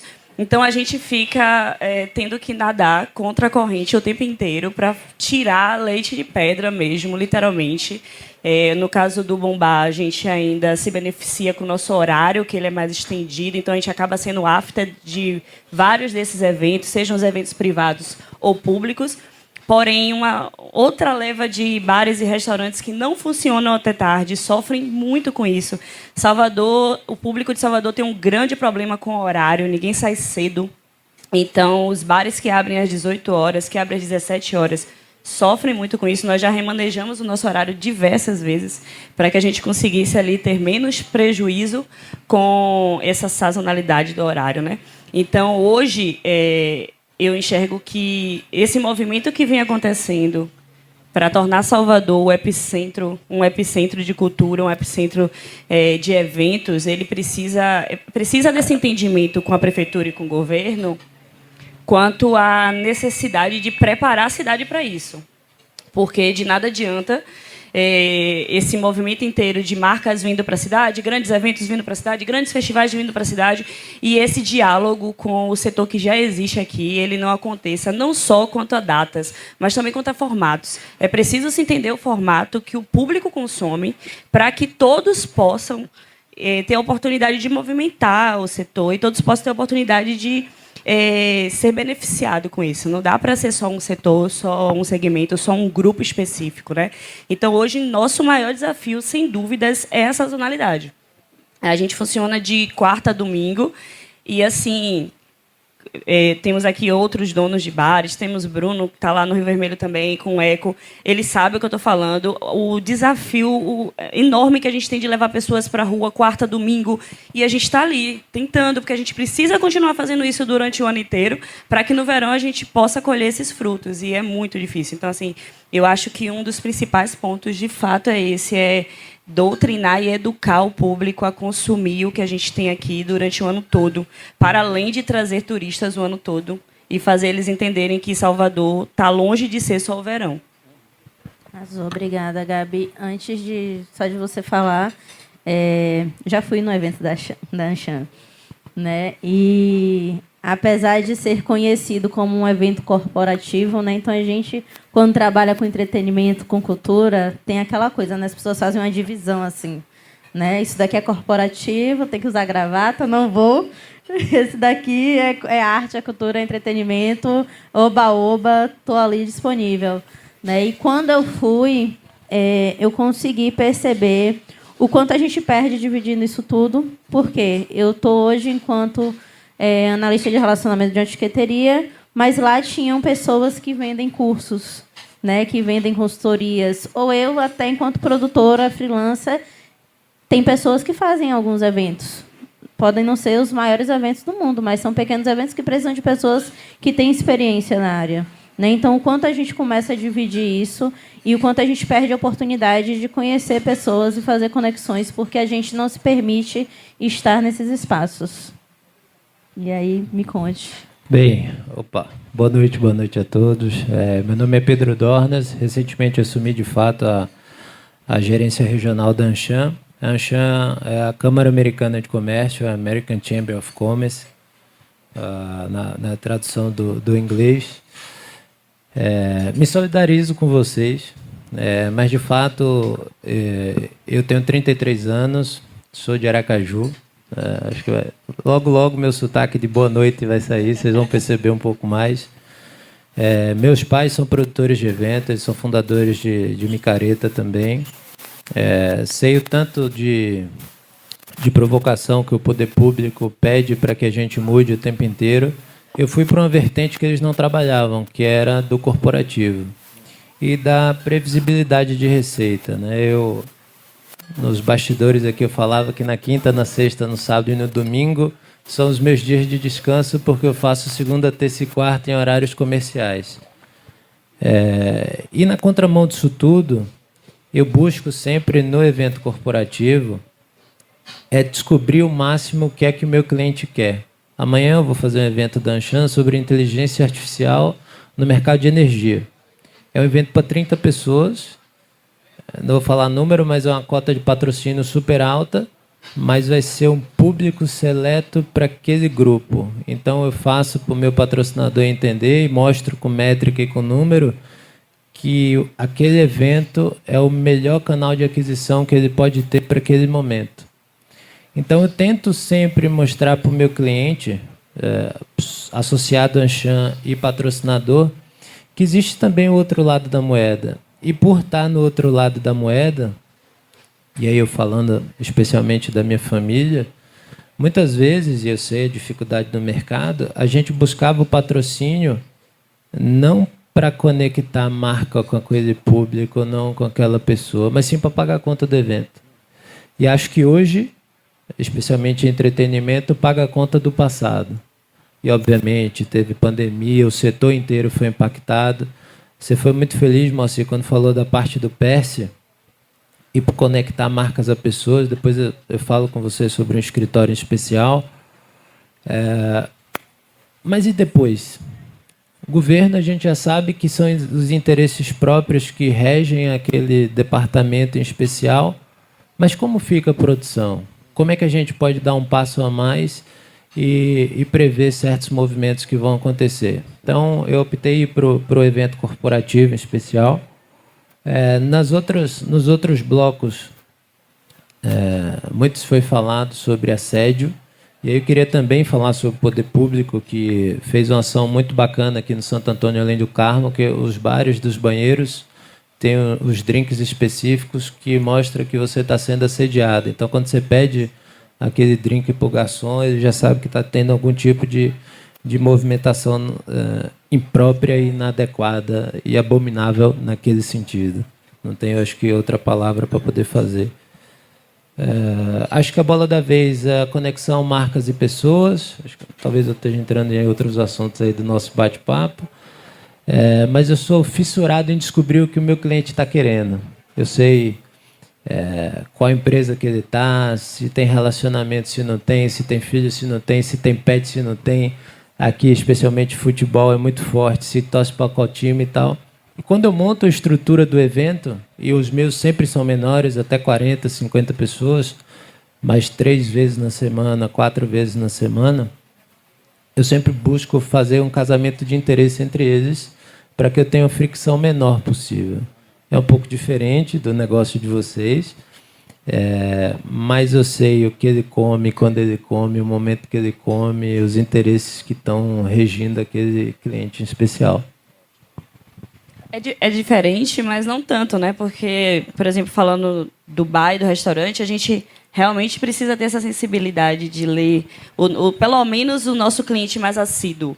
Aqueles que estão ali quase todo final de semana, aqueles que saem pelo menos 2, 3 vezes no mês, porque no final das contas é ele a nossa base de sustentação mesmo, é ele que vai estar ali nos dizendo se o que a gente está testando o tempo inteiro. E aí, falando do Bombar, né, é um teste infinito de atrações, de temáticas, de direcionamento, de posicionamento dos eventos. Então, é ele que, no fim das contas, está ali me dando a base real que eu vou trabalhar. Porque ele foi na semana passada, ele pretende ir na semana seguinte, então ali eu vou entendendo, isso que a gente está fazendo está dando certo. Então, um pouco disso também. Assim, eu acho que talvez a sua forma de ler o cliente é diferente da minha, porque você vai mais para dados bem analíticos, e a gente vai ali no sentimento, na conversa, no entendimento de... Ele não vem há um tempo, já não vem há algumas semanas, né? Tem hoje a Anshan, ela conta com 90 empresas e a entrega da Anshan é produto e serviço. Não sei se cabe falar, mas depois eu falo. Os serviços e produtos da Anshan tem de toda a organização. Então, eu tenho 90 empresas e registrados lá no sistema, acho que tem em torno de uns 300 associados. E dos 300, eu só tenho um que é vegano. E todo evento que ele vai, que tem degustação de algum tipo de comida, o único cardápio vegano é dele. Então, assim, eu posso entregar o valor que seja para o sentido. Eu acho que uma coisa que eu brigo muito com o time, sendo muito criterioso, é sobre o respeito de tempo dele. Eu estou tirando o tempo dele para estar com a família, com lazer, no hobby, fazendo o que ele quiser fazer, para ele passar 2, 3 horas naquele evento. Então, a entrega tem que ser perfeita naquele momento. Porque tem um ticket, que, enfim, é um ticket elevado, mas tem uma entrega também absurda. Então, quando eu consigo entregar um conteúdo de alto nível, com experiência, e mostrando que tem uma nova possibilidade de saída para algum tipo de problema ou solução para aquilo ali, se torna um vínculo. E ele, quando chega no período da renovação, não é só oi, estou aqui e tchau, estamos aqui. Ele tem um vínculo constante para mostrar que o grupo Anshan é o encurtador de caminho para o negócio dele.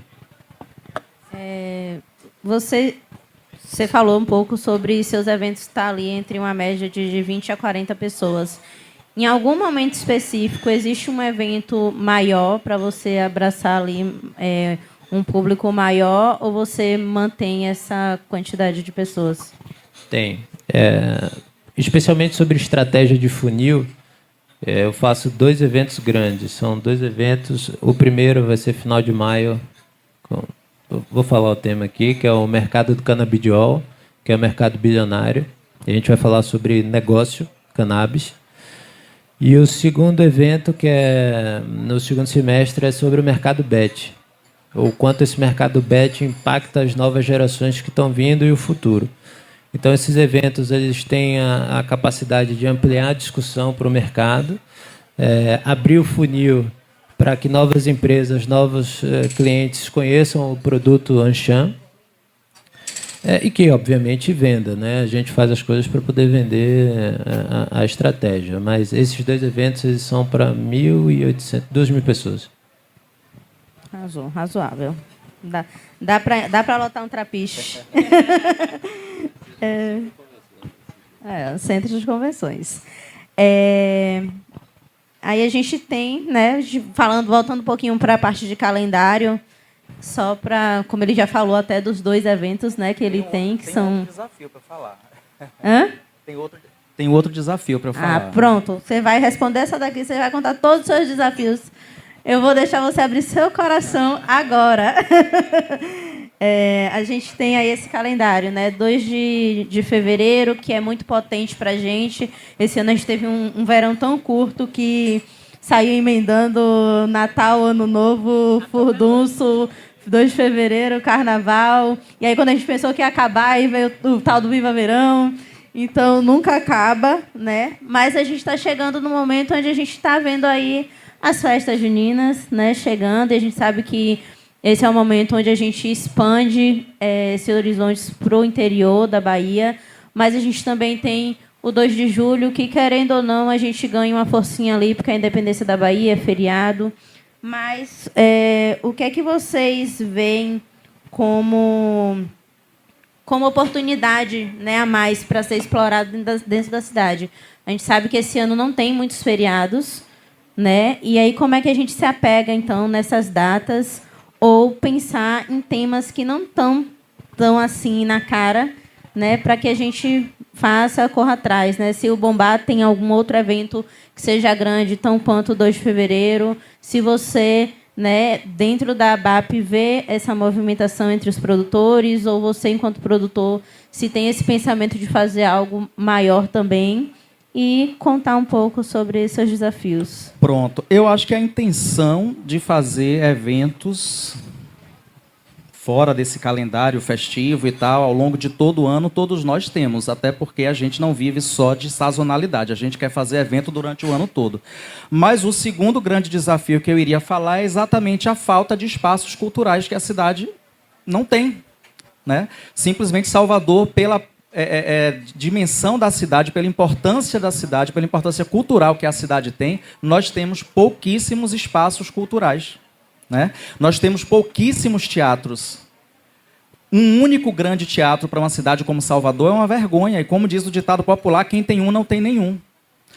E aí, com a catástrofe do incêndio do TCA, a cidade ficou sem um grande teatro. Ou seja, são 150 espetáculos, em média, anuais, que deixam de acontecer em Salvador, e especificamente no Teatro Castro Alves, porque esses espetáculos não poderiam ser abrigados em nenhum outro espaço, porque não cabem nos outros teatros, né? E não são viáveis nos outros teatros, e não comportam espaços como Concha Acústica, Centro de Convenções, porque não é um teatro, né? E é muito triste porque eu falo de teatro porque eu acho que teatro é a base. A gente que trabalha com cultura, teatro é a base, é onde a criança ela começa naquela pecinha da escola, que já vem de lá desde a Grécia Antiga. Então, assim, é no teatro que a pessoa... desde criança ela começa a ter os seus primeiros contatos com a cultura, é quando ela começa a ter essa paixão por conhecer sua cultura, por entender o que é uma música, uma apresentação musical, dança, peça, enfim, é ali que ela descobre as artes. Então a gente tem muitos poucos espaços na cidade, infelizmente os poucos que tem, né, alguns acabaram fechando durante a pandemia. Outros, como o teatro do Corredor da Vitória, qual era o nome? O Aquebeu. Né? Quando os teatros, infelizmente, começam a ir mal das pernas, o poder público não abraça. Né? Tivemos aí o Sesc durante um bom tempo fechado. Tivemos o ISBA, que ficou um tempo fechado também, agora acho que está reabrindo. Estamos com o Jorge Amado precisando do apoio do poder público para poder funcionar de forma mais digna, precisando de reforma, precisando de várias coisas. E isso impacta no negócio dela, né, de bares e restaurantes, e isso impacta no negócio do turismo também, porque uma cidade que tem diferentes espaços culturais, ela tem uma agenda movimentada, e isso atrai o turista. Porque muita gente, às vezes, vai para São Paulo, porque São Paulo é um polo cultural. Você pode passar o fim de semana assistindo a diversas peças, tem várias opções. Né? Muita gente vai para a Broadway porque a Broadway é famosa no mundo inteiro, porque você tem musicais extraordinários, você tem uma grade de atrações, de coisas bacanas para você visitar. Então é bacana quando o turista vem a Salvador e não se limita só à praia, belezas naturais e pontos turísticos. né? Que ele vai para um teatro porque depois do teatro ele vai jantar. Depois do teatro ele vai para o bar estender a noite. Mas se a cidade não oferece isso, ele fala assim, poxa, fui a Salvador, mas assim a noite é fraca. Por que a noite é fraca? Porque não tem essa movimentação. E a movimentação não acontece porque não tem espaços culturais. Se vocês forem procurar pautas nos espaços, nos poucos espaços que tem na cidade, você já não acha mais nada. Então, carece de espaços culturais a cidade de Salvador. Carece de teatro, carece de mais casas de show e carece de espaços culturais. No nosso caso, isso já acontece, né? Então a gente tem que lidar com essa situação. E nosso foco é construir oportunidades. Então, nós trabalhamos principalmente com o objetivo de transformar o palco do Bombá num grande palco de experimentação de oportunidades. Por lá, durante o ano, passam ali por volta de 200, 300 atrações, porque nós estamos falando de 4 eventos por semana. Cada evento desse, eu tenho ali 3 a 4 atrações, quando não é um show. Então, o nosso interesse principal é transformar aquele palco em um berçário mesmo, um berçário cultural, que ali se encontrem e se construam projetos, que ali possam vir a nascer DJs, atrações, cantores, projetos, como já aconteceram antes. Então, hoje, já que a gente já saiu, né, dessa redoma de verão, nosso objetivo principal é esse: construir oportunidades. Buscar os aniversariantes, buscar aqueles que querem apresentar, né, novos projetos, que querem fazer novas experimentações com o público. E, dentro disso, entender como a gente pode abraçar as datas que não são tão comerciais dentro da cidade, que a prefeitura e o governo não estão olhando como grande oportunidade de grandes eventos gratuitos, para que a gente possa trazer para junto essas pessoas e entregar para elas possibilidades de entretenimentos. Afinal de contas, é a gente que está ali todos os dias, né? Então, se você vai fazer um aniversário na quarta, na quinta, no sábado, de qualquer semana, de qualquer mês, você vai buscar um lugar para ir. E é esse o nosso intuito, de entregar um entretenimento de qualidade toda semana, 4 dias por semana, com possibilidades de conhecer artistas, de conhecer formatos, de conhecer ritmos e construir-se movimentos a partir dali. É trampo, hein? É trampo. Você quer falar? Pode. Uma provocação que você fez sobre ideias e possibilidades de negócio é... Minha cabeça, quem me conhece um pouco mais próximo, sabe que pensa em negócio 24 horas por dia, o tempo inteiro, mas eu amo previsibilidade. Possivelmente eu não teria um coração tão bom para atuar no seu cenário. Na parte de alimento e bebida, sim, eu tenho uma participação em um negócio de alimento e bebida. Mas eu penso muito fora da caixa. Por exemplo, a Anshan, eu fui presidente de um outro grupo empresarial antes, né? E recentemente eu assumi a Anshan. E o que é que eu sugeriria? Né? Talvez, quando eu ia discutir as cotas de patrocínio com os meus patrocinadores, até hoje, mas hoje se tornou um hábito, eu sempre pego um percentual dessa cota, como ideia, tá? Não sei se... Para mim funciona. Eu pego sempre um percentual dessa cota e utilizo para relacionamento com ele. E a pergunta é muito simples. No evento ou fora do evento, como é que eu posso te ajudar? De conexão, de experiência, de algo que seja bom para ele e para a geração, obviamente, de mais negócio. Então, sempre gero mais oportunidade, um over-delivery muito acima do que ele esperou. Então, sempre entrego mais para ele. E uma coisa que me chama a atenção, e entrando um pouco no negócio de vocês, é sobre viagens de experiência e turismo de negócios. Em junho eu vou fazer uma missão internacional, vou levar alguns empresários daqui da Bahia para os Estados Unidos. De novo, não vou falar número, mas se eu vender X pacote, eu vou ter uma receita de tanto. Eu só preciso vender 15 para ter um mês inteiro de trabalho. Então, eu sempre pego as minhas metas e coloco em micrometas dentro de pequenos eventos, porque eu sei que eu vou fazer terça, quarta e quinta. Segunda-feira é planejamento, terça, quarta e quinta evento, sexta depois do evento, né, para ver as métricas. E sábado e domingo eu estou com minha filha de 1 ano, que é a coisa mais linda do mundo, na minha família, em casa. Então, eu sempre pego esses grandes problemas, quebro. Eu super concordo com a falta de espaço. Acho que, de novo, o poder público podia ter um direcionamento um pouco mais atraente para o Estado, mas sempre tem possibilidade. Eu acho que na Anshan eu aprendi muito com isso. Tem muita possibilidade fora que a gente pode buscar e trazer em pequenas doses para os negócios.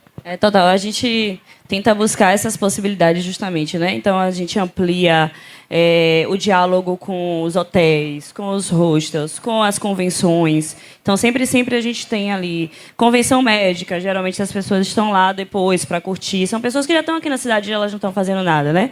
É muito mais difícil essa retenção do contato pós, porque eu estou falando ali de 600 a 700 pessoas por dia na casa. Então, é um fluxo muito grande. Essas pessoas entram, tem gente que fica 2 horas lá dentro, tem gente que passa 6 horas lá dentro, tem gente que fica 10 minutos. Só bebe uma coca e ocupa uma mesa de 4 lugares. Então, para a gente ali, ainda é um grande desafio. A gente tenta ali sempre conhecer esse cliente o máximo que a gente consegue, né? Reter dados e reter e-mail para manter esse diálogo, mas é muito difícil. Porém, de fato, sim. É mais exaustivo, talvez. Talvez não, com certeza.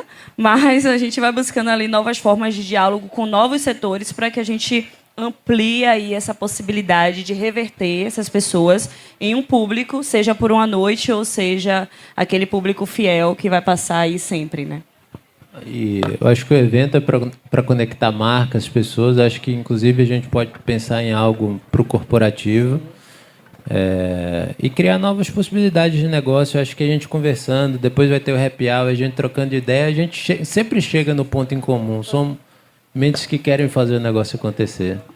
Eu acho que quando vocês falando, veio muito forte na minha cabeça do que eu já tinha falado, né? A gente acaba separando o entretenimento, a cultura do que é corporativo e a gente se esquece do quanto seria interessante ter como uma dupla, né? Às vezes, é o que você falou, você é um cara que pensa em negócios 24 horas. Então, você olha a gente falando aqui, você vai dizer, mas dá para fazer isso, dá para fazer aquilo. Mas aí, quando você vai conversar com Gabi, você percebe que ela tem ali, de quarta a domingo, fazer evento, que tem que pagar cachê de artista, tem que pagar isso, tem que pagar aquilo. Quando a gente vai olhar a planilha, as planilhas não fecham. Né? Então, quantos eventos aqui em Salvador e até no Brasil só estão acontecendo porque tem patrocínio? Porque se não tiver patrocínio, o evento não acontece. Quantos eventos aqui em Salvador já deixaram de acontecer porque não conseguiu patrocínio? Né? E aí, eu não sei se você entende um pouco disso, mas a questão de anos fiscais, né, das empresas também, que às vezes falta o conhecimento da gente de falar sobre isso também, de compartilhar. Porque a pessoa procurar uma empresa faltando um mês para um evento acontecer, é muito difícil a pessoa conseguir um patrocínio, né? Você tem alguma experiência sobre isso, algum pensamento sobre isso? Telhado de vidro, né? Pedra no telhado de vidro, negócio. Eu busco muito nos negócios que eu estou inserido fechar o evento com 60 dias de antecedência na parte de captação e tudo mais. Nem sempre é possível, mas é uma métrica ali que eu tenho percorrido, porque eu dou previsibilidade ao patrocinador, eu consigo esquentar o público. Mais cedo, né, no bloco 1, estava fazendo a apresentação do curso de marketing para eventos, eu achei sensacional, não sabia que tinha. É gratuito. Eu acho que o conhecimento, de novo, aí voltando para o corporativo de novo, o conhecimento é universal, que vale a aplicação. Mas vai aplicar no meu setor, no setor de alimento e bebida, no setor de entretenimento um pouco mais comercial. Eu acho que, independente do negócio, a gestão tem que vir em primeiro lugar. Porque você pode ter um super fluxo, mas um CMV super alto e a conta não fechar. Eu posso fazer 1000 eventos de 30 pessoas e minha conta não fechar, porque o patrocinador não quer saber. Pô, eu quero público, Pedro, eu não quero pequenos públicos. E especialmente na agência, se você não tiver cliente também para poder atuar nos mercados que você atua, também não tem. Então, acho que a palavra gestão, independente do negócio, No meu caso, previsibilidade, eu não gosto muito de surpresa, eu gosto de saber quando é que vai acontecer. Mas eu iria para esse caminho. Realmente nem aguentar viver. No nosso caso é 90% ousadia, porque a gente até consegue fechar patrocínios, mas qualquer produtor aqui de Salvador vai passar pelo mesmo problema. As marcas nos enxergam como a oportunidade de patrocinar com produtos. Então, eles acham que é simples, que eles chegarem, encharcarem a gente de produtos e vendo o produto lá no evento e tire disso aí, não é simples. As contas precisam fechar antes, os cachês precisam ser pagos de imediato após os eventos, até porque esses artistas... A gente vive numa cidade que não tem muitas oportunidades de exposição para o artista. Então, eles precisam tocar, eles precisam se sustentar, aqueles que hoje dependem disso. Então, eles não podem esperar 90 dias, que é quando a marca decide nos pagar um patrocínio que já é muito pequeno, porque qualquer evento aqui eles vão reduzir esse patrocínio em 70% do que eles pagariam no eixo sul-sudeste, né?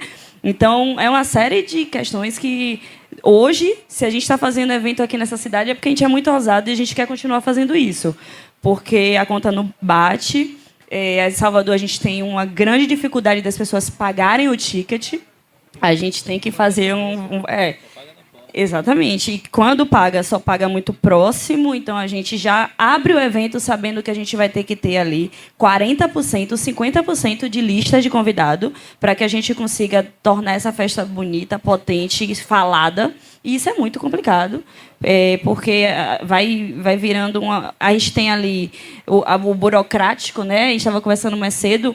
A prefeitura ela é empenhada em sufocar os eventos e sufocar os produtores. Então, todas as taxas são altíssimas, são complicadíssimas, são burocráticas. Nem eles sabem explicar as problemáticas das coisas, os pormenores. Então, quando você vai juntando isso tudo, de fato, você chega para a gente e pergunta: vocês estão fazendo o que da vida de vocês, que vocês ainda continuam fazendo isso? Porque a gente realmente gosta muito de fazer. Rapidinho, assim, porque eu já vou até pular para você, que eu quero pegar justamente esse gancho, que eu falei, né, que eu ia puxar depois isso, que era entender realmente como é que a BAP surgiu, né? E como é essa importância, falar para a galera, né, qual é a importância da BAP no mercado. Então, por que é importante que os produtores cheguem lá, se associem, né? Como é que a gente pode fazer grupos de discussão para falar sobre tudo o que vem acontecendo no mercado. Porque uma coisa que eu sempre senti muita falta é produtores do meu lado para conversar mesmo, abertamente. Está sofrendo? Bora sofrer junto. Está feliz? Bora ser feliz junto, né? Então, hoje eu consigo enxergar o ABAP como talvez esse lugar de acolhimento para os produtores. E como é que você acha que pode ajudar, né, de alguma forma? Bom, na verdade, a ABAP surgiu por pressão da pandemia e por desespero. Porque a gente, enfim, não é novidade para ninguém, o setor de eventos é um setor desunido, né? Por natureza, as pessoas elas se enxergam como concorrentes, e a gente sentiu naquele momento da pandemia, com, enfim, todas as dificuldades surgindo e o cenário de incerteza pela frente, a gente sentiu a necessidade de se fortalecer num grupo para poder ter voz junto ao poder público e junto à imprensa, porque uma coisa é Moacir, enquanto representante de uma empresa, falar enquanto Alcance Produções, ou Marlúcia, enquanto pessoa, falar sobre a Marlúcia C Produções. Outra coisa é você ter uma organização, né, com vários produtores com interesses comuns, que às vezes divergem também, mas que a maioria dos interesses são comuns, falando a mesma linguagem, né, e mostrando com números, com gráficos, né, por A mais B, o caminho, né, que deve ser trilhado para o setor de eventos sair do buraco. Então, a ideia inicialmente era essa, né? A gente já tinha inspiração, obviamente, na ABRAP, na Associação Nacional, só que assim, a ABRAP é uma associação nacional que tem objetivos, claro, por ser nacional, maiores, né? Eles lidam com instâncias maiores, com as questões lá em Brasília, etc. e tal. É importante ter uma estadual e é importante ter uma municipal, porque não é que uma associação ela vá conseguir resolver todos os problemas. Quanto mais associações, melhor. Então, por isso que eu digo, não se associe só à BAP, se associe à BRAP também, para que você, inclusive, entenda as questões da cultura no cenário federal e possa participar também de tomadas de decisão. Mas eu queria aproveitar a ocasião, já que você estava falando antes, das dificuldades em fechar planilha, o quanto a Prefeitura de Salvador, acredito que não seja só de Salvador também, sufoca, né, o setor de eventos, sobre o fisco que você chegou a falar também.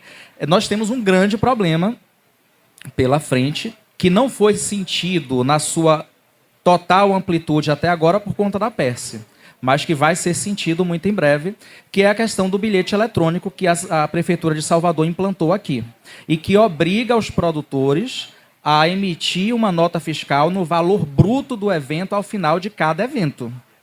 Ou seja, eu não estou aqui para dizer se é legal, se não é legal, juridicamente, contabilmente, etc. e tal. Fato é que leis foram feitas para serem renovadas, melhoradas, revogadas. Não vamos esquecer que a escravidão era lei, né? Então a gente não está aqui também para dizer sim a todas as questões.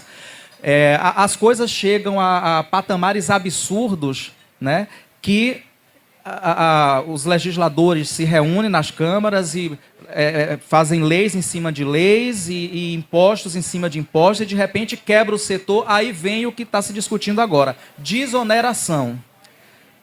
Vamos desonerar. Está desonerando por quê? Porque onerou demais. Então o setor de eventos está extremamente onerado. São muitos impostos. Antigamente a gente fazia evento aqui em Salvador, né? Antes do bilhete eletrônico nós fazíamos eventos. Deu quanto na bilheteria? Deu 100 mil na bilheteria. Paga-se o ISS, paga-se o ECAD, paga-se a pauta do teatro, paga-se o percentual do artista, os fornecedores, e aquilo que fica de fato, que é lucro da empresa, a empresa emite uma nota fiscal sobre aquilo que entra para ela. Porque não entra para a minha empresa 100 mil reais da nota que eu emito. Não entra 100 mil reais, né? Entra uma fração daquilo dali. Então a Prefeitura e o Estado e a União acaba ganhando numa forma de cascata, porque imagine dos 100 mil reais, você, antes que abatia apenas o ISS, você agora, no caso da minha empresa, que é lucro presumido, 16%. Uma média, 16,33%. Imagine um tipo de negócio que você, dos 100%, vai tirar 16% de impostos gerais. Depois vai tirar 5% de ECAD, porque ainda não voltou a ser 10%. Que depois vai tirar 10% de pauta de teatro, porque é o TCA, porque se for no SESC é 16%. Que depois vai dar entre 50% e 60% para o artista. E que o percentual que sobra para você vai ter que pagar todos os fornecedores, toda a estrutura, e cada um deles também vai emitir nota fiscal, pagando todos os impostos municipais, estaduais e federais. A conta não fecha, né? Então, assim, a gente precisa realmente... Já tivemos uma reunião com a Secretaria com a Cefaz, a gente precisa realmente... O bilhete eletrônico, inclusive, eu não estou criticando. O nosso objetivo, muito pelo contrário, não é não pagar ISS. Eu acho a iniciativa maravilhosa. A Prefeitura tem conhecimento automático em tempo real sobre cada ingresso que é vendido. Porque antes da gente abrir um evento na Simpla, a Simpla sabe. E isso, viu, gente, isso acontece aqui, em Salvador. Alguém sabe outra cidade onde esse sistema exista? Se alguém sabe, levanta a mão. Manaus... Só, eu estava esperando alguém dizer. Em todas as cidades brasileiras, e não são poucas, só 2 cidades implantaram esse sistema: Salvador e Manaus. São as únicas bonitinhas. Natal também está se espalhando. Cuidado, viu? São 3, ainda é minoria. Está se espalhando. Mas, assim, são 3 cidades que estão, né, com esse tipo de atuação. Ou seja, é inviável, não tem sentido. E se a gente não se reúne logo com a Prefeitura, com o poder público, e diz: olha, vocês já têm condições de nos dizer qual é o valor do ISS. Porque eles têm lá em tempo real. Emite uma guia do ISS e a gente paga. emitir uma nota fiscal sobre o valor bruto e depois pagar todos os fornecedores que também emitem nota fiscal é bitributação, é absurdo e a gente precisa falar sobre isso. Bom, Pedro já disse aqui que tem uma boa solução para isso, né? Eu reforço que os produtores que ainda não têm contato com a BAP, que procurem, né, para que a gente possa fazer essa troca realmente de forma mais rica, mais detalhada, né, e que a gente consiga aí pensar as melhores soluções possíveis para os nossos eventos. Rapidinho, desculpe. É porque quem emitiu nota desde que essa medida começou a vigorar aqui em Salvador ainda não sentiu por conta da PERSE. Então, está emitindo a nota no valor bruto e está recolhendo apenas o ISS porque os impostos federais estão contemplados pela PERSE. E esperem a PERSE cair que vocês vão sentir o impacto. Atenção na PERSE. Eu queria agradecer muito, né? Infelizmente a gente já está chegando no nosso horário. A gente vai aí para um happy hour, né? Então é o momento da gente se conhecer. Então quem está nos grupinhos ali com a duplinha de sempre, né? Bora dar uma circulada, vamos conhecer outras duplinhas. Muito obrigada pela presença de vocês, por terem aceitado esse convite. Foi muito bom poder ouvir vocês, né? E poder trocar com vocês.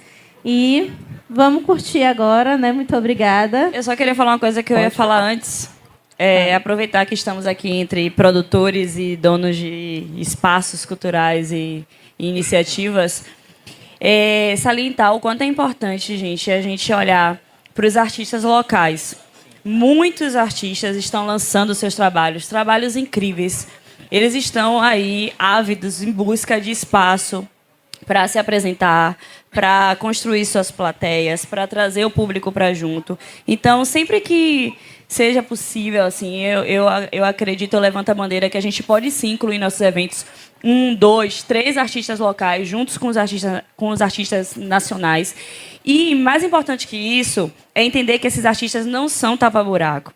Eu tenho visto assim incansavelmente DJs, artistas que fazem a abertura dos eventos não serem noticiados, não aparecerem na comunicação dos eventos com a mesma importância. Nós sabemos, sim, que tem os headlines, nós sabemos, sim, que tem os artistas que vêm aqui para encher os espaços, para encher os eventos, mas não podemos tratar com indiferença aqueles que estão aqui todo fim de semana, que estão aqui fazendo as coisas acontecerem, que daqui a um mês, 2 meses, 1 ano, vão estourar e vão explodir nacionalmente, e vão continuar levando o que a gente produz aqui de melhor, que é cultura, para fora de Salvador, né? Exatamente, todos. E numa velocidade ultra rápida, porque a internet hoje está possibilitando isso. Então, é um pedido mesmo de quem está ali conversando com esses artistas todos os dias, porque eles sentam lá no Bombá e a gente começa a falar das dores. E realmente muito importante que seja salientado a necessidade da gente, como produtores, puxar eles para junto e oferecer espaço. Obrigado a Simpla pelo convite. Tá? Que esse momento se repita muitas outras vezes. Aproveitar o happy hour para pedir o patrocínio Ambev, que está aí. Obrigada, gente. Bom, espero que você tenha gostado de mais este conteúdo exclusivo Simpla. E você já sabe, no Simpla Academy você encontra materiais muito ricos para transformar ainda mais os seus eventos. Nos encontramos em breve. Tchau!